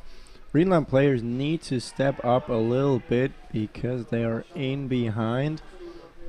In the first half you heard Andrea Bertoloni and Bene Lagler, two of the best players here at this tournament. And we see that Rhineland, they try to put some pressure on Ignusa just to steal them some seconds from the shot clock. The ball is still on their 6-meter line and they have only 65 seconds to go on the shot clock. Exactly, but Ignusa, they played cleverly. There is not too much pressure coming on them because also Rhineland knows they have a lot of time on the clock to equalize this game. It's still 8 minutes and 10 seconds to go in the second half. And this is shot, it was too hot, and it looked like the young player from Ignusa, number 5, got a bit frustrated, Jalal, because he just hit the ball. He was luckily that he don't receive a yellow card for unsporting behavior. And a great pass to the number 7 of Rhineland, to Jeremy. Yeah, it was an amazing pass. He took the shot right away. Unfortunately, wasn't able to score right there, but they get a corner out of this situation, and let's see what they can do from there. And they sent the third guy in. It's Jeremy, and he took another shot. How he drifted through that Ignusa defense. That was amazing, and he got himself in a really good shooting position. Unfortunately, no goal there.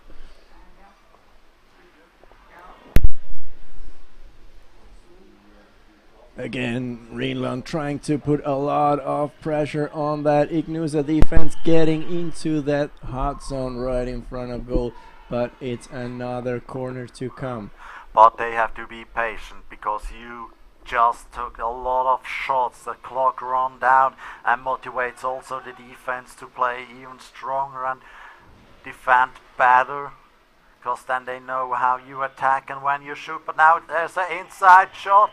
He just hit the bar, but it got deflected from a paddle. So the next corner we see right here on the right hand side from Jeremy.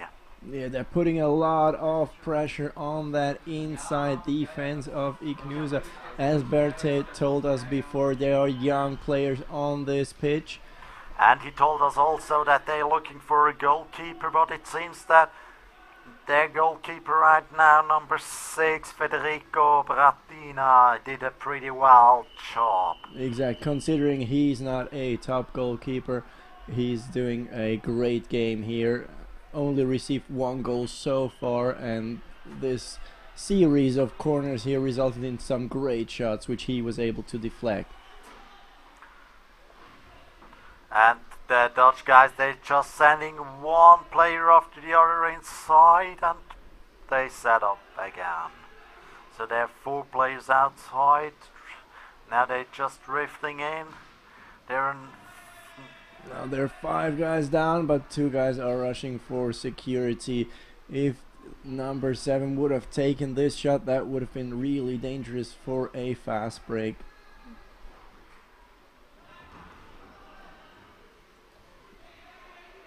Some sloppy passing there, but he was able to recover the ball. There was no possession change, so now they have to rush. Only 13 more seconds on the shot clock. They need to recover that paddle as quickly as possible. And another bad pass, but a shot, and he just missed the target. So it's a goal line throw and possession change to Ignusa. And obviously in 5 minutes on the clock, Ignusa now has all the time they need to keep that ball for the whole 60 seconds of the shot clock.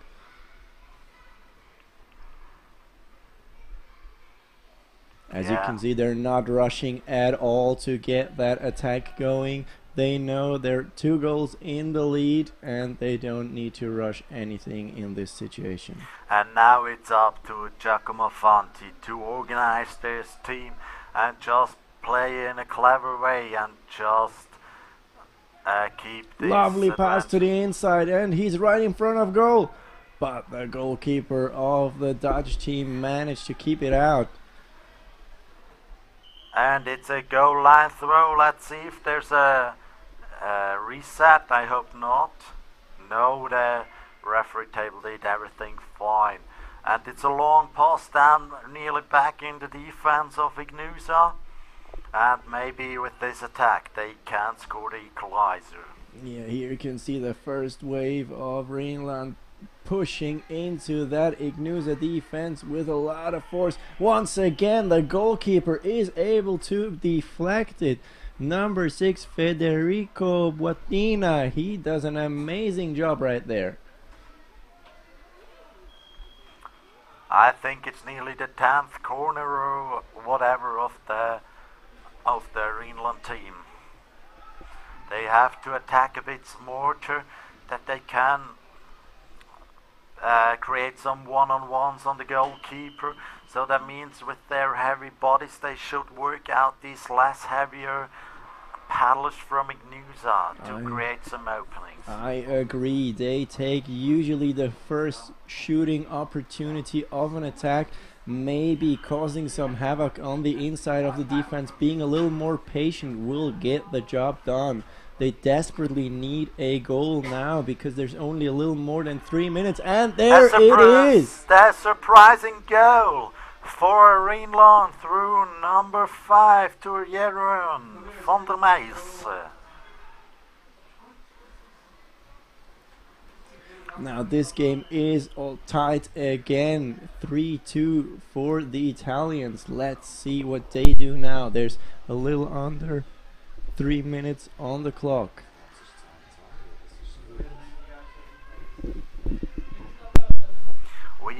At the moment we are quite confused about the result because the referee table on the other side of the pitch, he shows us a 3-1 and we thought it's a 2-all.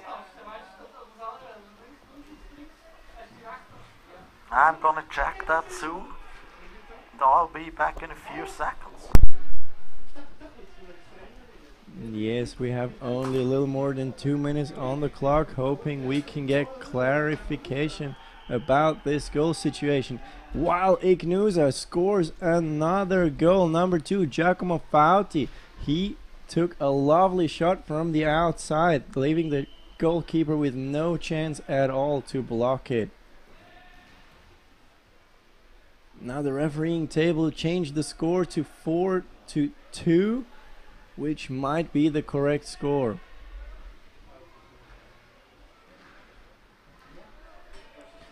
So Greenland, they only have 1 minute and 40 seconds left to get 2 goals to bring this game equal.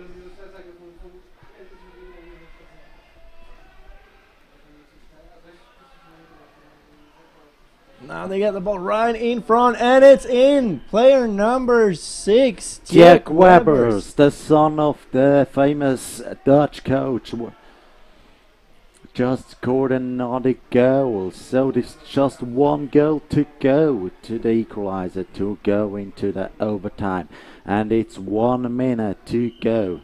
They really need to push those Italians now, because the shot clock still shows a little more than 50 seconds. That would leave them only a few seconds after the shot clock expires. So the goal of Ignusa is now to get somewhere foul to reset the shot clock.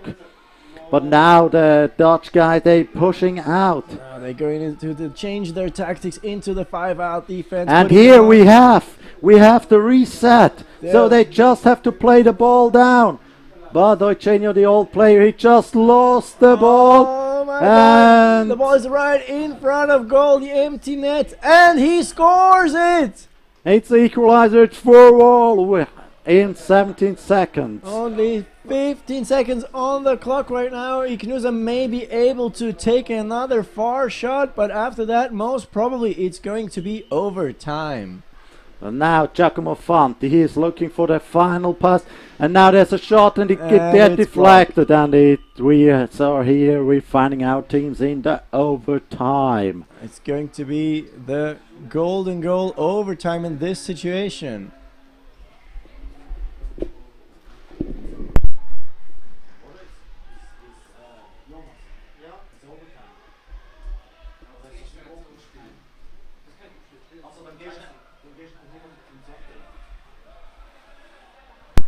Yeah, the next team from Rome and the Swiss under 21, they thought the game is over, but it isn't, so they have to leave the pitch that we can immediately start the overtime and the golden goal.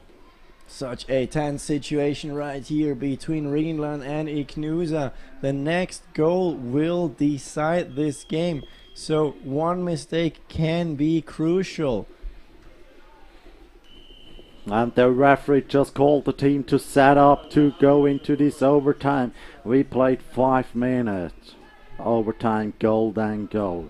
And as organizer, we hope there is a fast decision, that we're back on the time schedule and you can see our final starting at 3 o'clock this afternoon.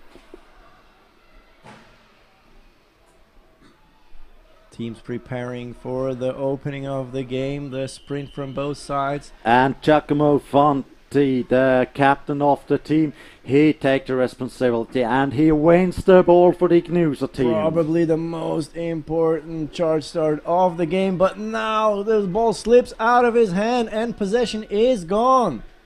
It looks a bit like the Ignusa guys are a bit nervous, because it's a very important situation now. The next guy who scores a goal takes the win for his team. Exactly, as they have the ball, the momentum is on their side. And there's an advantage for Greenland, so they got another 60 seconds. They can take the full minute to set up, and he's right in front of goal, and there's the goal! For number 3 for Ticaroda. That is the decision. Greenland beat Ignusa in this striking game. 5-4. We'll be back in a few seconds with the next game. Switzerland under 21 against Ganottieri Eurda Roma. They host the next year's World Championship on their lovely lake in the middle of Rome. It's definitely a trip worth to go there.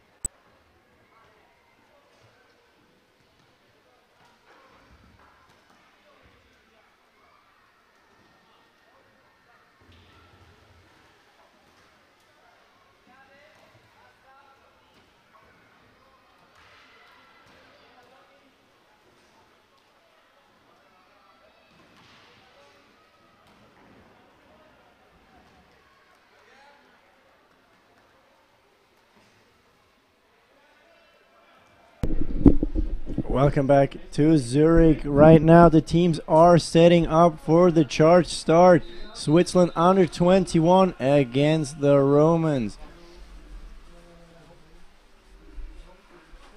The Italian team, it looks like it, they've got the possession out of this charge start. Oh, they lost it due to a foul committed by player number 7. Anton Julia Kuzmai.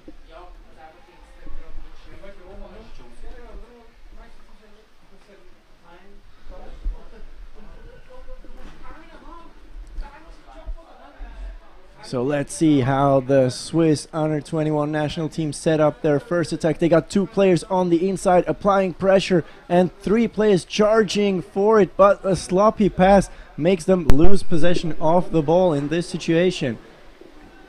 Now the Italians are trying on the fast break, a shot from far out, and he scores! Once again, player number 7, Anton Giulio Kuzmai. He really takes responsibility for his team in this situation. Now the Swiss under 21, they want to answer this goal right away. Trying to get inside that Roman defense with 2 players and 3 players on the outside, making the fast runs, crushing into that defense, causing a lot of havoc there. And Dario Stern with number 3 scores a lovely goal from the outside.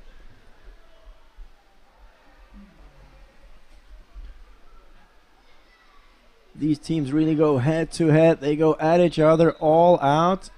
It's an all or nothing game.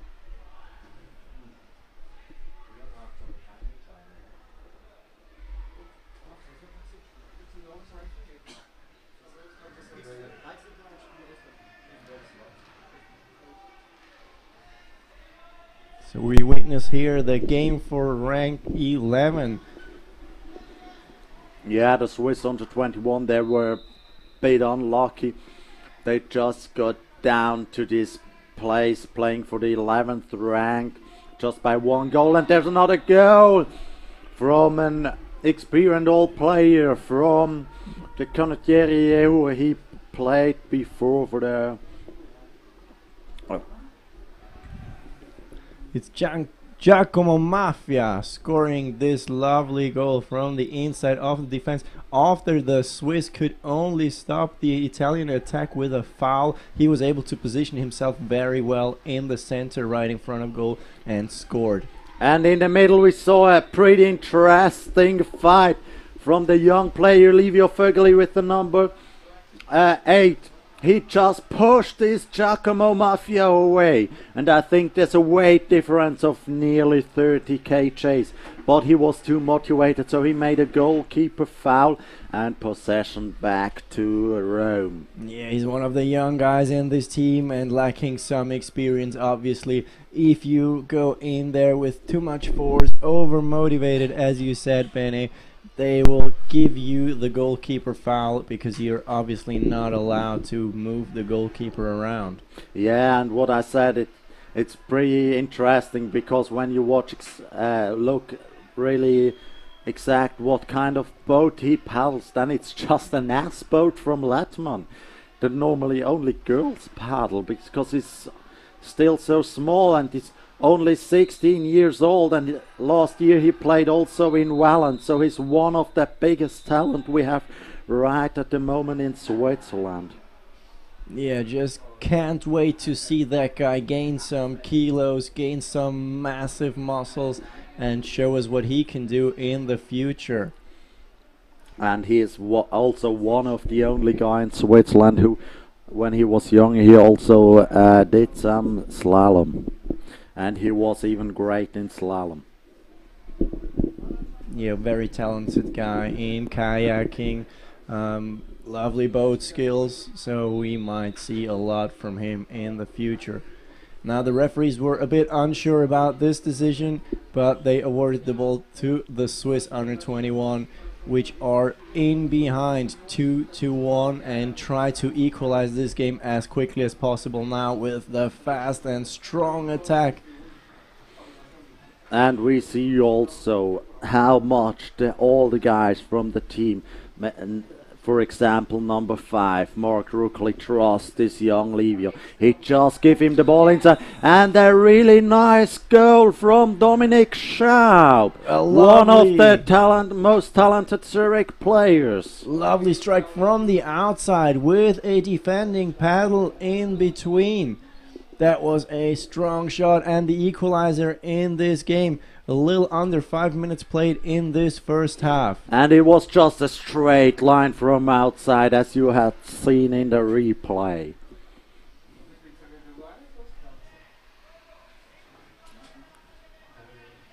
And he's just back in the defense doing the work. That is it. There is no time to celebrate. And he got fouled now, but the referee didn't call the foul. The player from Rome, Anto Giuliano, just hit his body with the boat.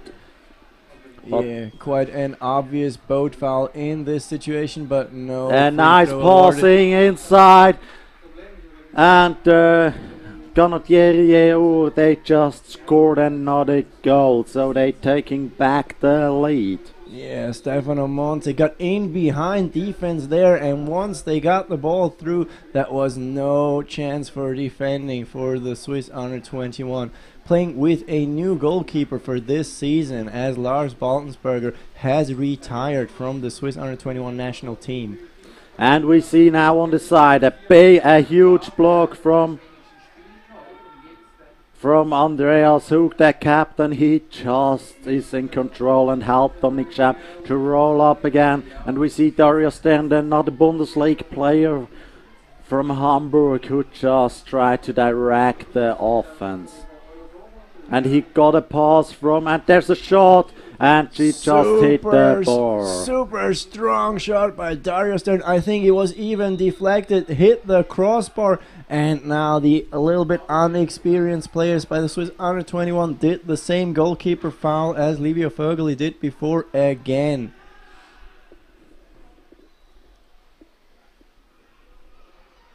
So the team from Rome, they are taking their time now, a little bit more than 3 minutes on the clock in this first half. They don't need to rush anything, maybe get 1 or 2 resets in the next 2 minutes and keep possession.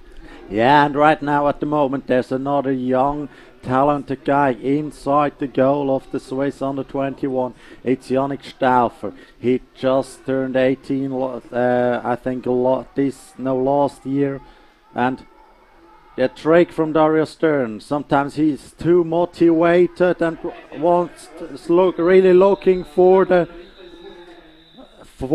goal, for the shot, and he's pretty lucky that there's no sideline throw for Rome, but that was dangerous play by player number 1, Filippo Marchesi. Obviously, that's not amazing here. The width of the pool is almost the width of the pitch, but then you have to adapt your play and not push a player on that hard concrete. That's dangerous play, and not only according to the new rules, that is a yellow card. So now we have a power play situation for the Swiss under 21. And Andreas Hug, the captain of the under 21, he just scored the equalizer for their team. And now that with the new rules, the Romes can fill up their team back to 5. Exactly, the play continues 5 against 5. And 2 minutes to go to the half break. And it's equal score, 3-3. That game is so tight, showing that the quality in this tournament is amazing. The teams are so close together. The last game already went into overtime. And as we see with the new rules, they count till the 1st January. There are a lot of discussion right now at this tournament because not everyone is used to it, and the chief referee, he just have a chat with Filippo Marchesi, so the teams all try to find out how they can handle the new rules. Exactly. Also, we need to find out throughout this 2019 season, especially in the ECA Cups, I think how these new rules are applied exactly. Some of them might not be 100% clear to every player right now. And always when you write some new rules, we have the same situation, a fast break. Dario wanted to go by himself, and again he lost the ball this time, and he didn't receive the foul for him this time. He just lost the ball. Now with 45 seconds on the clock, the Italians can wait for the last shot, giving the Swiss under 21 no more chance to score a goal in this half, to at least take this draw into the break or even score with that very last shot they're going to take in the next 20 seconds. And Darius, then he goes on the ball because there's only 18 seconds to go, and he can do a tactical foul, but we have Elias Werner who just tries to block the guy out. Elias Werner, he's one of the strongest defender of the under 21 teams. But now there are 1 second to go, and we found ourselves at half time. Yeah, I thought the Italians lost their head a little bit there, took a shot from a bad position. They should have played those last couple of seconds better. And we had the first goal again in the replay. It's halfway through from Anto Giuliano. It was a perfect shot. So we'll be back in a few seconds for the second half.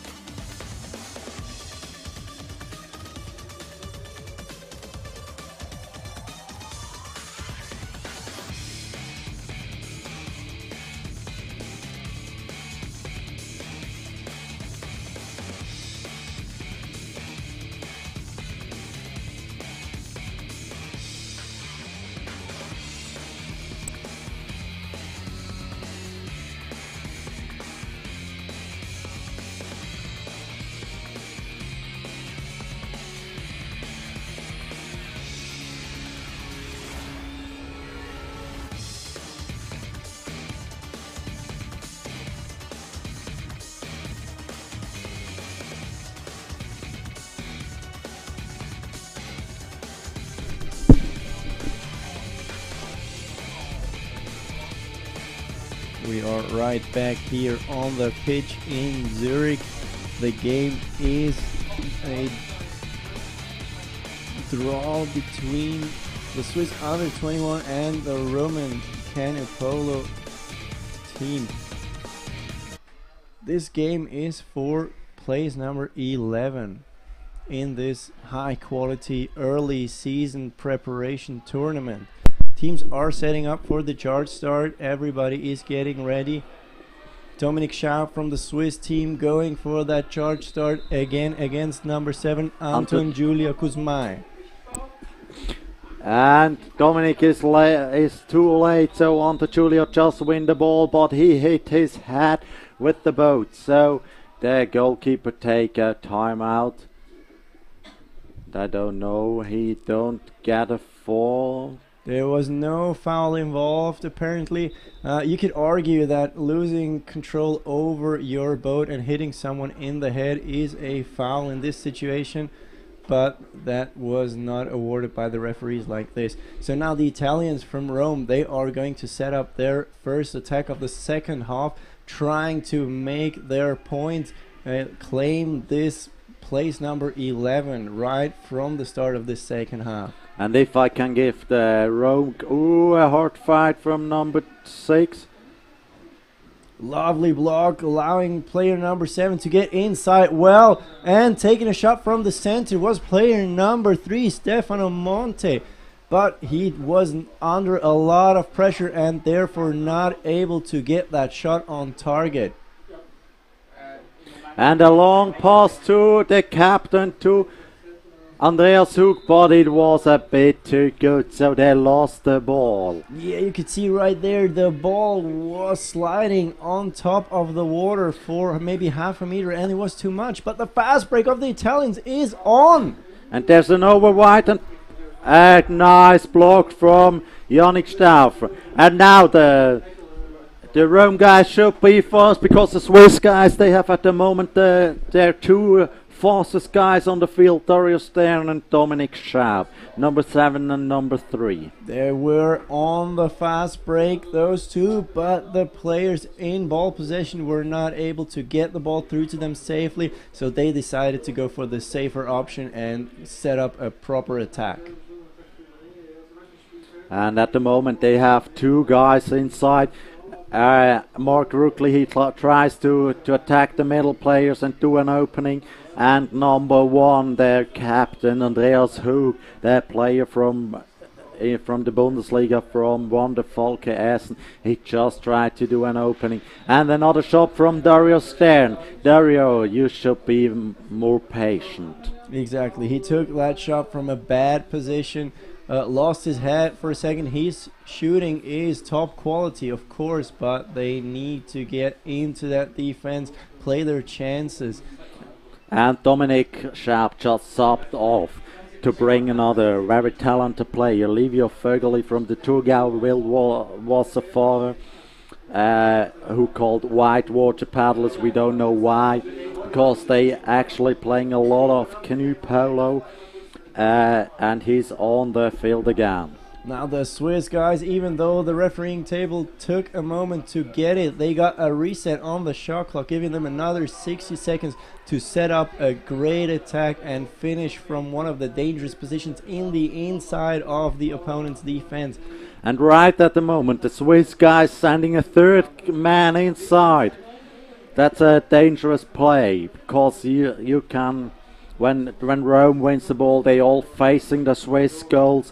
And it's the probability is pretty high that they receive a fast break goal. Exactly, they were risking a lot there, and a trick pass by Dario Stern was deflected, but then got through. Oh no, the referee saw it as a paddle foul by Andreas Hug. So both referees were unsure about the situation, and now they have decided it was a paddle foul by Andreas Hug to get that ball from that deflected pass back. And the Swiss guys, they bring new force on the field with Levi Köbler, number 4, and Elias Werner, one of their best under 21 defenders.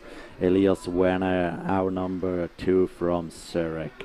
He is struggling quite a bit with number 6, Edoardo Pulcini, who is putting him down to the goal line. What a force of a player. Now Dario Stern has to cover up for Elias.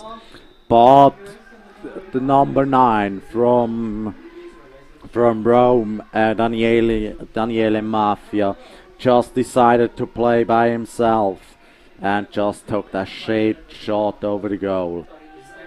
And in the fast break, Rome managed to interrupt it and just win the ball back. And now Levi Köbler has to speed back to their own goal to defend. It appears to me that the Swiss under 21 is losing their head a little bit. They want to rush for that goal, even though there's a little more than 5 minutes on the clock. They give away the ball too easily, spend a lot of time in defense. And you can see those Romans are working that defense strongly. And another foul, giving them another 60 seconds on the shot clock. And now it's right at the right decision to bring back on the Hug, the captain of the Swiss under 21 national team. He's a player with a big experience and a big brain. He can mentally change the team, and also in a positive way. Physically very strong player for an under 21 level. That's exactly what they need. They need that line of 3 to be top class right now against the Romans. The next goal can be crucial already. another foul on the inside defense because player number 6 by Rome, Eduardo Pulcini, is destroying the Swiss under 21 right there. And now there's a good position to shoot, but we don't know what they're gonna do. Number 6 now is fouling with his paddle. Just tried to push himself over Darius Stern, number 3's boat. And now they take a free shot. There's 3 paddles in between the goal and they hit the bar, but now Darius Stern has to work out the attacker and a great idea from Ante Giuliano. But even greater, Dario Stern sensing that pass. And a halfway shot from Mark Ruckley, but he just hit the ball. That's what Rickon said with losing their head. He would have been better to just play safe. Keep the ball, attack properly, and then bam, slam the ball into the goal. Yeah, there's another 3.5 minutes on the clock. No goals so far in this second half. Both teams are fighting with all they have, but mostly it's the Swiss under 21 in the defensive zone. So let's see. And there's an opening on the left side. Oh, but lucky for the Swiss guys. Number 6 of Rome, Eduardo Pulcini, didn't saw his teammate. Number 8, Paolo, the former under 21 Italian player, that he was totally free and alone in front of Mark Ruckley. Yeah, the goalkeeper of the Switzerland. Pulcini took that shot with facing back to the goalkeeper, but now a really great opening for the Italians. And Paolo has the chance to shoot, but he lost it. But he wins the ball back, and Levi Köbler got the ball. The referee called a foul. I think it was even a goalkeeper foul there, because he was drifting right into Swiss player number 5 in goal. But it was a really hard decision to make. It got so strong and so many boats were involved there, so it's pretty hard to see that. Still, we have to say the referees here on this tournament, they are doing a tremendous job. Most of them are playing and refereeing at the same time here on this weekend, so it's really tough for everyone. And it's also good if you play on a high level as a referee, because then you know also all these little tricky fouls. So I recommend to get a good referee, you have also to play good polo.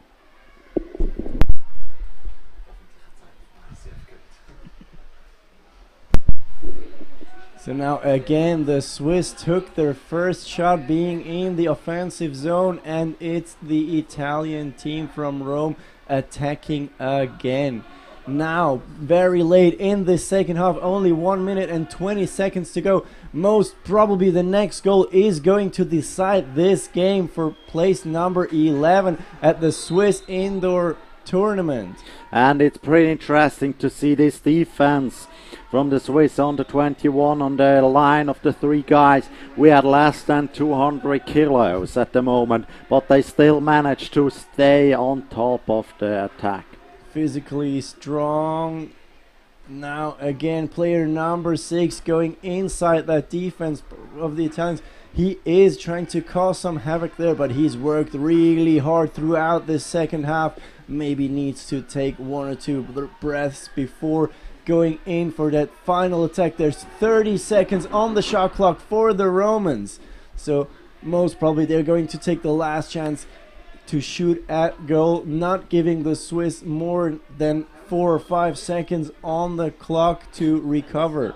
And the Romans, they just set up the defense new, and there's just 10 seconds to go on the shot clock, and I think Paolo is now taking the shot.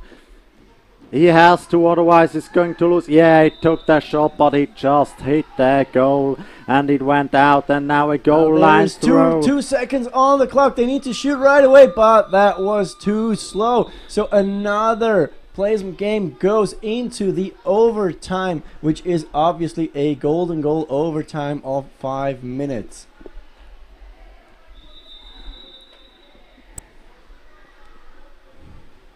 Now both games we had so far for the placement were extremely tight. Both went into overtime. as there is a really tight schedule here in Zurich with so many top quality games. We are trying to restart the game immediately to not get in behind schedule, also for you back home to make sure everything is on time. So the players are asked to set up right away. And we see here down the chief referee Pablo Kerfer to organize everything, that it all goes after the rule, and that we don't have too much of a delay. He's doing a perfect job trying to speak with everyone and discuss the new rules so that every player and official understand the new rules better. So this is now probably the most important charge start in this game. It's the golden goal overtime. If you get possession early on, you have the first chance to get a shot on goal, and everything can be decisive right here. Dario Stern from the Swiss team, he loses it to number 7, to Anton Julio Kuzmai, who has won all the charge starts in this game, is extremely fast. Now the Roman players are setting up their attack, making sure to take that 1 minute to get a really good shot at goal. Yeah, and it's maybe also pretty hard now for the Romes to play in overtime, because they booked some flights from Rome to Zurich on Friday night, but at 7 o'clock I got a call of them that their flight was cancelled. So they decided that they really desperately want to play this amazing tournament, and they decided to just drove the whole way up from Rome to Zurich. And now we have Dario Stern making a fast break, play the ball to the captain, to Andreas. Who will Andreas score? Yeah, he scores! And the game is over. The Switzerland under 21s wins the game. The player of wonderful Essen just made the 11th place for the Swiss under 21 country. A lovely fast break in that final situation. All the Swiss players were under pressure but managed to get that ball in front of goal. And the next game coming up is going to be Strasbourg against Neptune. And we can see it also in the faces of the Swiss under 21s. They're pretty happy to win their last game of the tournament. It's always great, of course, going home with a win, even though the tournament might not have been going the way they wished for. Yeah, we'll be back in a few seconds with the game for the 9th place. Strasbourg, the Ligue 1 team, first division of France, against Neptune from Denmark.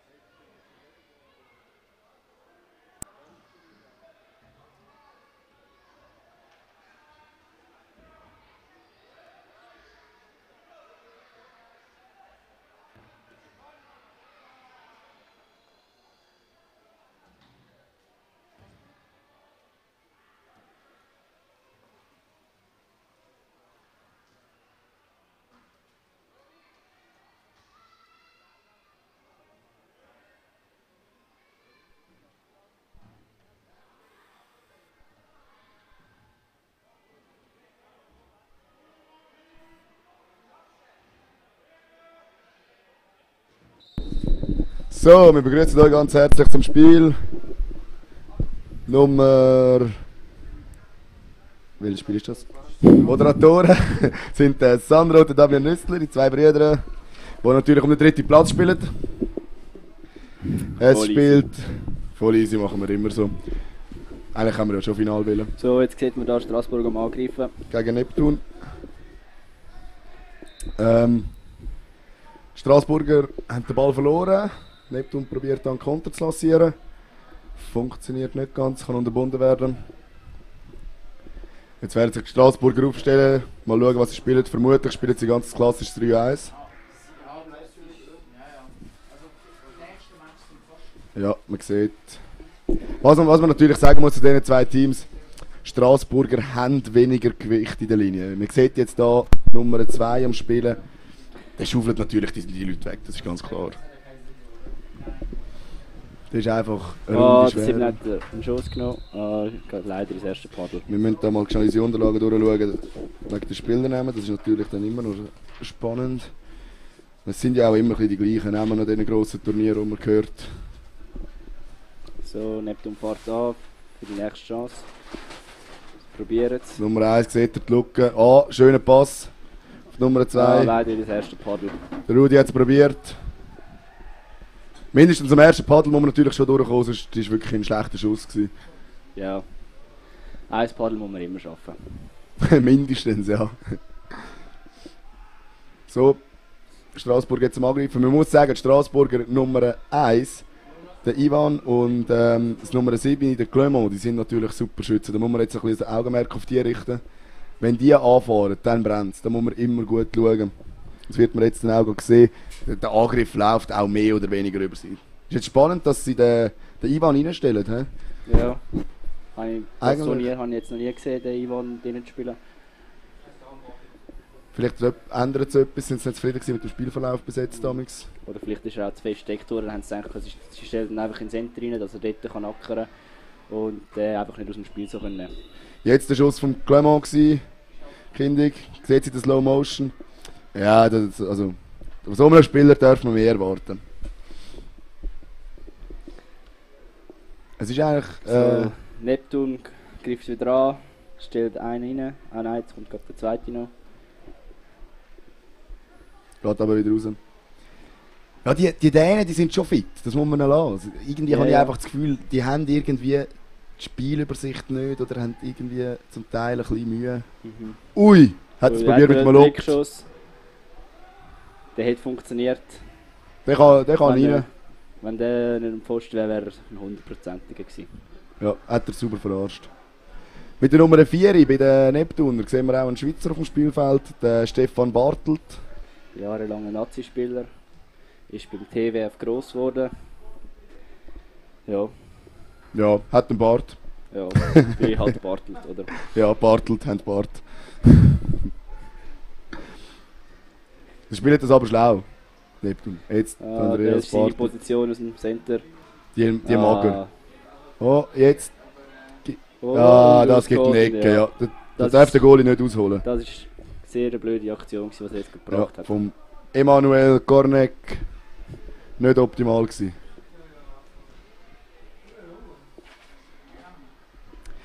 Mir fehlt ein bisschen der Schwung. Der Schwung von den Neptun oder von denen. Ja, sie fahren nicht mit Speed an. Es fehlt. Jetzt probiert es mal. 1, 2, fahrt da, schöne Stege. Wieder zurück.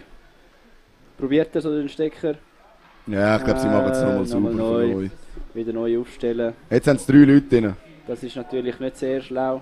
Vor allem, wenn dann der Vorderste noch unter Druck steht, muss man aufpassen. Das könnte dann schnell einen Konter geben. Nummer 2, ich finde den einfach lässig, wenn der anfängt zu schieben, der Hugo Kurtin. Das ist jetzt blöd gelaufen. Das 2 von Neptun hat jetzt halt leider nicht auf den Ball geschaut und ist im Pass genau auf den Rücken gekommen.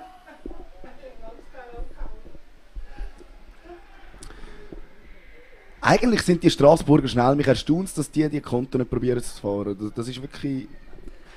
Ja, Fitness hätten sie. Fitness haben sie definitiv. Gut, Neptun ist auch schnell, ich meine. Ja. Jetzt sehen wir, wie gesagt, den 7er im Center mit Spike gekommen. Immer brandgefährlich, der Clement kindig. Hat es probiert, aber Leider hat es jetzt nochmal eine Ecke gegeben. Wir sehen natürlich auch 2 gute Goalies. Wir haben damit mit dem Kasper Kronberg und mit der Nummer 3 von Straßburg, der Esteban Felden, hat es auch gute Goalies auf dem Feld. Es ist nicht einfach, den Ball dort reinzubringen, wenn man nicht super steht oder den Schuss kann verdecken. Probieren nochmal die neue 60 nochmal anzugreifen. Ist jetzt lustig, aber jetzt steht 7 drin. Der Clement, ich weiss jetzt nicht ganz genau, wieso schicken es nicht andere rein. Das ist ein bisschen merkwürdig. Vermutlich genau aus dem Grund, dass er eben wieder aus dem Spiel genommen werden kann, dass der eine vermutlich wieder nur auf die 2 wird schauen und die andere eigentlich wie ablöst. Dass Aber, gefährlich. Ich meinte, das war ein Foul gewesen, nicht? ja, Der Spieler reklamiert auch ein bisschen. Wir sehen es jetzt in der Wiederholung, können wir nochmal schauen. Ja, könnte man schon geben. Ist natürlich auch schwierig für die Schiedsrichter. Es ist immer alles mega nöch. Ja, aber so hat ich finde es ein bisschen komisch, so hat es ja einen noch einfacher. Da muss er nur entweder aufs Eis schauen, wenn der Clement drin ist, oder wenn der Ivan drin ist, muss er nur auf den Clement schauen. Also, es ist so ein bisschen, machst du es ja am einer quasi noch leicht. Oh, jetzt! Oh, er hat auch mit einem langsamen Schuss probiert, um den Goalie zu verarschen, aber hat leider nicht funktioniert. Der Goalie war zu gut gewesen. Ich vermisse ein bisschen die harten Schüsse in diesem Spiel. Einfach mal mit der richtigen Überzeugung draufpölzen und denen noch mal zeigen, wie das geht. So, ich glaube, jetzt kommt etwas Lässiges. Die 2 nebeneinander, das... Ja. Ist nicht rein, aber... Hat ordentlich gedämmert. Good shoot, good opportunity.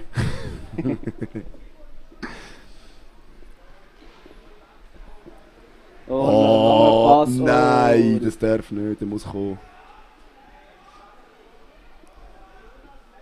Sie stehen offen. Die stehen sehr offen, denkt es mich. Jetzt haben sie es ein bisschen dichter gemacht. Ja, den muss er geben. Definitiv. Ein Freischuss vom Center aus. Wer wird es echt ausführen? Ich nehme an, entweder der Spanier oder der Ivan oder der Clement. Ja, das Nummer 1, der Ivan Koyo, ist ein Spanier. Für alle, die das nicht gewusst haben. Der spielt als Verstärkungsspieler mit. Ja, durch 4 Paarlisten halt auch schwierig. Ja, da haben auch gute Spieler mal ein bisschen Mühe. Ja, jetzt sehen wir eine Ecke, schauen wir mal, sie probieren einen zu stehlen, kommt fast nicht durch. Ja, die müssen näher vor das Goal. Der Center muss näher vor das Goal. Ja, er kommt nicht rein. Er kommt nicht rein? Er ist halt auch ein Rechtsschluck leichter als der Stefan Bartelt. Ja, vor allem auch als der Rudi. Ja. Der Rudi hat ihn nur gut blockiert. Das muss man ihm lassen. Probiert er es echt nochmal. Das wäre ein super Stecker gewesen. Aber von dort hätte er sie gebucht. Ich glaube auch, das wäre ein 100%. Der Freistoß. Ja. Jetzt, gut, das ist natürlich für Neptun schon gut. Jetzt können sie ein paar Paddel vor das Goal stellen. Besser als dort der Clement alleine zu lassen. Der Goalie nicht zu fest verschieben, wenn sie sich aufstellen. Das Foul war außerhalb. Ich meine, das sei beim 7er gewesen. Es ist während dem Stecker, glaube ich, passiert. Während dem Pass. Neptun ist nicht zufrieden, wo der andere den Freistoß ausführen. Nein, sind nur Motzen. Das Boot muss frei liegen vom Schützen. Der Goalie darf nicht beeinträchtigt werden. Alles andere ist egal, solange kein Paddel im Bag ist. Ja, jetzt sieht ihr die Neptuner nicht. Da hat er das Foul willen. Das ist ganz klar, darum schiesst er dort an. Am Stochern wie die Wilden sind sie.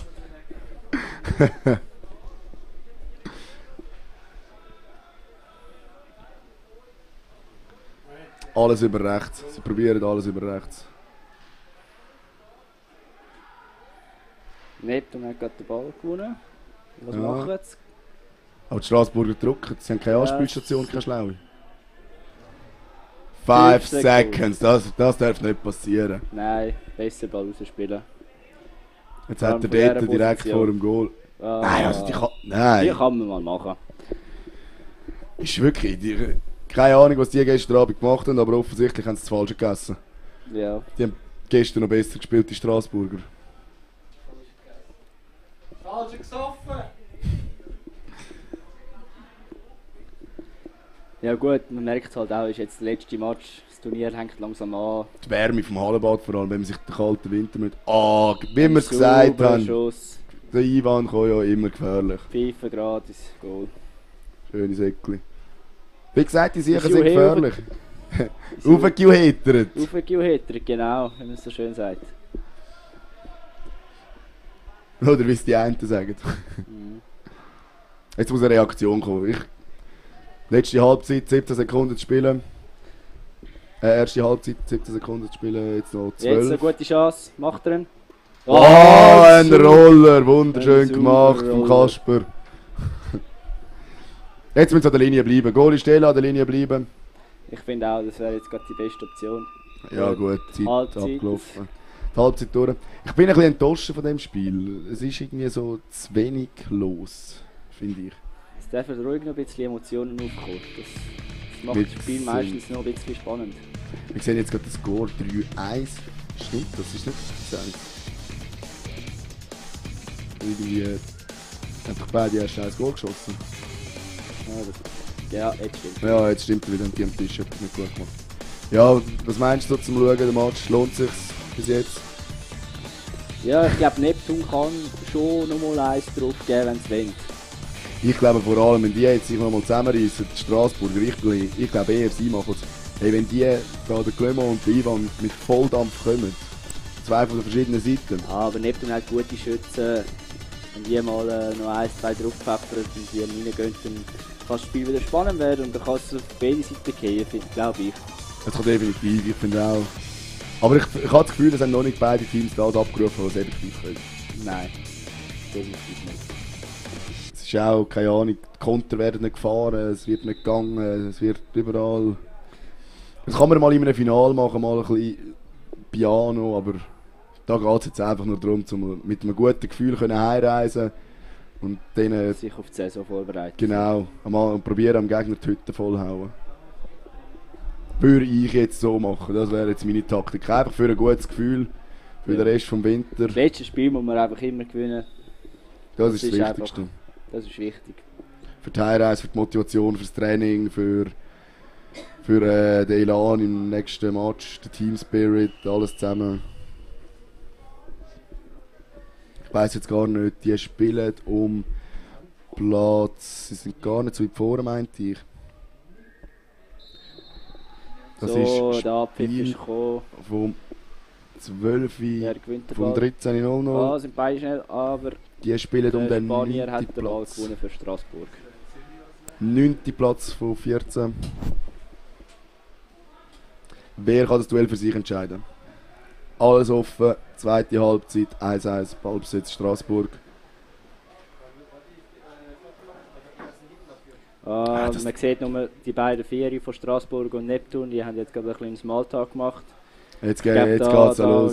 Jetzt kann man da auf der rechten Seite mal ein bisschen schauen. Ich glaube, da wird einem auch mal eins auf die Finger geben. Ja, da kommen die Emotionen. Ah, jetzt geht's los. Ja, lässig. Schön zum Schauen. Schön zum Schauen. Zwiebeln. Dunkt ist ein bisschen verärgert. Stocher dumm. Oh!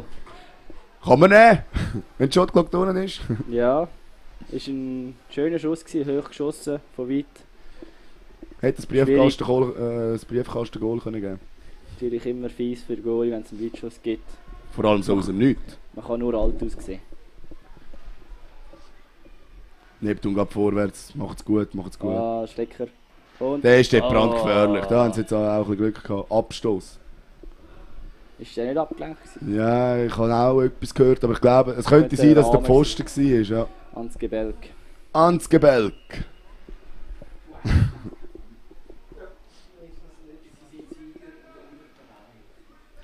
So. Jetzt 7.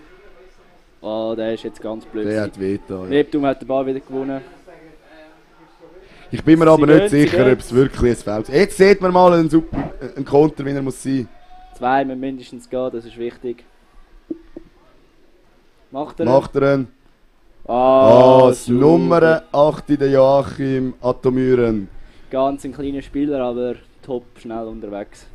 Schnell, hat eine relativ gute Übersicht, finde ich. Macht das nicht schlecht. Was natürlich der Nachteil ist, wenn man klein gewachsen ist, man kann nicht überall spielen. Man kann nicht mal einfach in der Linie, wenn man zuerst dort ist. Man hat keine Chance. Ja, man hat es ja vorhin gesehen, beim 21 gespielt von der Schweizer Nazi. Die sind einfach noch ein bisschen zu leicht. Ja, Fitness ist da, aber... Und auch Tschüss, Präzision, passt. Sie machen es gut, aber mehr essen. Halt mal nach dem Training in den Mac gehen und einfach mal Schrott reinhauen, damit die Kilos mal ein bisschen raufgehen. Genau. Das ist da, muss die Devise sein. So. Wie sieht es da aus? Oh, ist das eine Ecke? Der Schiri ist sich auch nicht sicher. Ja, Ecke. Die Neptuner nutzen die Chance gerade zum Wechseln. Haben natürlich auch nur 6 Spiele. Gut, Straßburg hat 5. In dem warmen Hallenbad ein ganzes Turnier spielen, das zehrt an den Kräften. Das muss man ganz ehrlich sagen. Das zehrt wirklich an den Kräften. Dann gestern Abend so spät noch gespielt. Nochmal ein Eck, aber die Shotclock darf nicht geresettet werden. Ja, ist aber geresettet worden. Gut, man muss sagen, es ist vorher nicht geresettet worden. Wenn sie jetzt läuft... Ja. Sie war vorher auf 35 gewesen, genau. Würde eigentlich nicht stimmen. Vorher hätte es 60 sein. Dann nehme ich an, wäre es jetzt... Der Spanier stellt sich. Macht er etwas Cooles? Safety muss first. Aufpassen auf die 5 Sekunden. Neptuner drücken. Ja, der mit dem Schläg mit härter kommen, der muss halt die Linie rausballern. Da muss der Punch einfach mal halt aufs Wasser gebracht werden. Oh, jetzt der Vierer ganz allein auf der anderen Seite. Hat er sich hinten durchgeschlichen wollen. Der Spanier stellt sich wieder von Straßburg. Sauber ins Center, schön durch. Was mir gefällt am Spanier, am Ivan, der hat immer ein Lachen auf dem Gesicht. Das finde ich lässig. Okay, jetzt vielleicht nicht, aber wenn du im Center anschaust, oder wenn du spielst, der hat Freude am Spiel, das sieht man am an. Das lupft natürlich die Motivation, ist lässig. Wenn man dann noch Goal schießt, hat man noch mehr zu lachen. Jetzt der Vierer, der eingekaufte Spieler aus der Schweiz, Andreas Bartelt, der Stefan Bartelt, kann das Goal machen, das 2-1 in der 15. Minute. Jetzt ist die Frage, können die Straßburger nochmal reagieren? Haben sie noch Kraft, um da nochmal den Ausgleich anzubringen? Das 5 kommt auf die Mitte zu. Neptuner spielen 2-2, das wird noch spannend. Die wollen gewinnen. Die wollen, das sieht man. Die wollen nochmal einen machen, ja. Vielleicht machen sie es auch einfach zum Irritieren vom Gegner. Ja, und auch die Runners früher stoppen. Du musst schauen, der Glömer, ich glaube, der hat sich wirklich verletzt vorher. Der ist die ganze Zeit, das seht ihr im Bild nicht, der ist unter dem Goal. Man sieht, dass sie sehen, dass die Straßburger nur das 4. angreifen. Ich glaube, der hat sich wirklich weh gemacht bei dem Schuss vorher, den man gesehen hat. Steht unter dem Goal und scheint out of the game zu sein. Für das erste Turnier wahrscheinlich schon. Aber für das machen die Straßburger nicht schlecht, wenn sie nur das 4. angreifen. Tipptopp, wirklich. Gut, sie können natürlich auch ein bisschen offensiver spielen, weil sie haben einen hinten. Oh, nochmal ein Weitschuss. Abstoß. Jetzt wird es ein Timeout geben. Der Ball. Abstoß ist abgelenkt. Falsch angezeigt. Timeout, weil der Ball nicht spielbar ist.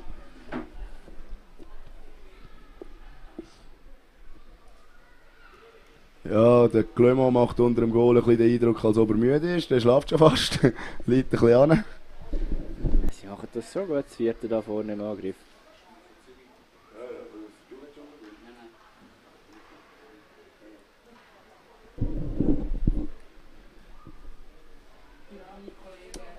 Erstaunlich, dass da die Neptuner nicht mehr drücken. Sie müssen nicht, ist klar. Aber ein Goal und die Sache ist wieder offen. Und die Straßburger könnten das auch. Alter, das ist unnötig. Das ist wirklich unnötig. Das könnte man auch mal ein bisschen ahnden. Unnötig gefährlich. Aber es ist halt immer Sicht vom Schiri. Ja, die Hand war zu wenig nahe. Sicht vom Schiri, von dem her. Oh, der Spanier im Center, brandgefährlich. Macht's. Oh, geiler Pass, können sie etwas daraus machen? Ein Roller werden? Nein, das wäre ein Roller gewesen. Das wäre ein Roller gewesen, aber er muss natürlich auch noch am ersten Paddel vorbeikommen, sonst geht das gar nicht. Genau. Haben sie wollen die Neptuner mit dem eigenen Trick verarschen. Ja. Ja, die Roller, die müssen dann halt schon sitzen, sonst kann man es abnehmen und könnte gerade den Konter fahren, das ist gefährlich. Der Roller muss rein oder mindestens ins Auto, sonst... Sieht man alt aus als Schütze. Ja, vor allem die anderen könnten gehen. Den Roller, wenn der Goalie wirklich hat, dann hat er ihn in der Hand und dann geht er. Dann schickt er die Leute. Aber man muss natürlich auch sagen, da, sie haben hinten immer einen... Jetzt ist er sogar ganz draussen, der Clement. Ja, vermutlich ist er nur vorübergehend, dass wenn es einen Konter würde geben, weil es nur das vierte spielt, dass er noch etwas machen könnte. Ja, aber theoretisch könnte er ja jetzt vorfahren, dass er quasi den Konter... Ja, oh, ein Weitschuss vom Nummer 6. Der Tim Hemmingsen. Super Schuss gewesen. Wäre haltbar gewesen, meiner Meinung nach, aber gut überrascht. Hat den Moment verwünscht. Ebenfalls ein Weitschuss. Sie hätten immer noch 2 Minuten. Keine Hektik, keine Hektik. Das muss es Foul geben, jawohl. In 2 Minuten kann man noch vieles machen. Man muss wählen. Ja. Das gute Problem ist, sie spielen das vierte, gell? Sie können nicht Mann, sie können nicht drücken. Es ist ein bisschen eine aussichtslose Situation. Was aber aufgefallen ist an diesem Turnier, Trotz immer wenn Strafe. Kanjov das vierte war, haben sie meistens noch ein Goal gemacht. Die spielen gut Unterzahl, ja. Fast besser Fast als 5 besser, gegen ja. 5. Ist noch lustig zum sehen. Schön, jetzt müsst ihr gehen, das ist eure Chance. Sie gehen. Der Spanier zieht an. Links kommt noch der Fünfer, der wird übersehen, spielen. Ah, schade, der wäre durch gewesen. Ah, jetzt muss er aufpassen, dass er kein Foul macht. Der wäre weg gewesen. Schade. Hätte es nochmal spannend. Ja, 4-1. Yeah. Ist natürlich jetzt schon ein bisschen schnell gegangen.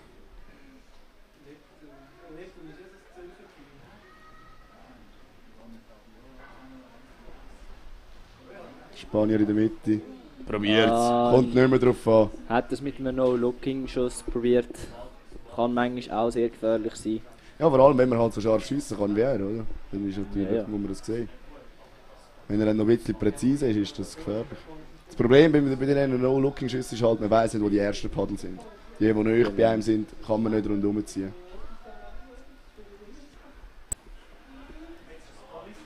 Neptun nimmt es ruhig, sie haben Zeit, 4-1, sie werden den letzten Schuss nehmen. 20 Sekunden auf der Uhr.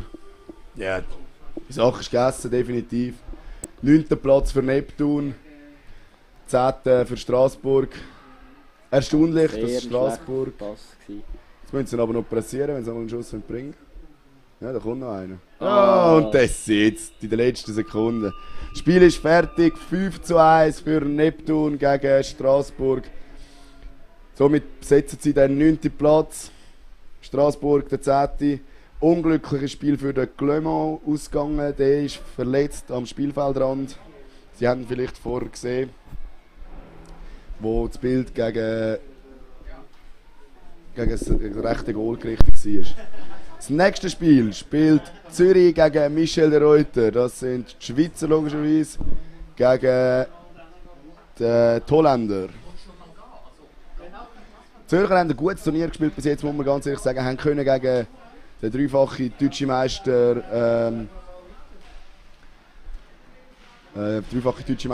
Rote Mühle einmal gewinnen.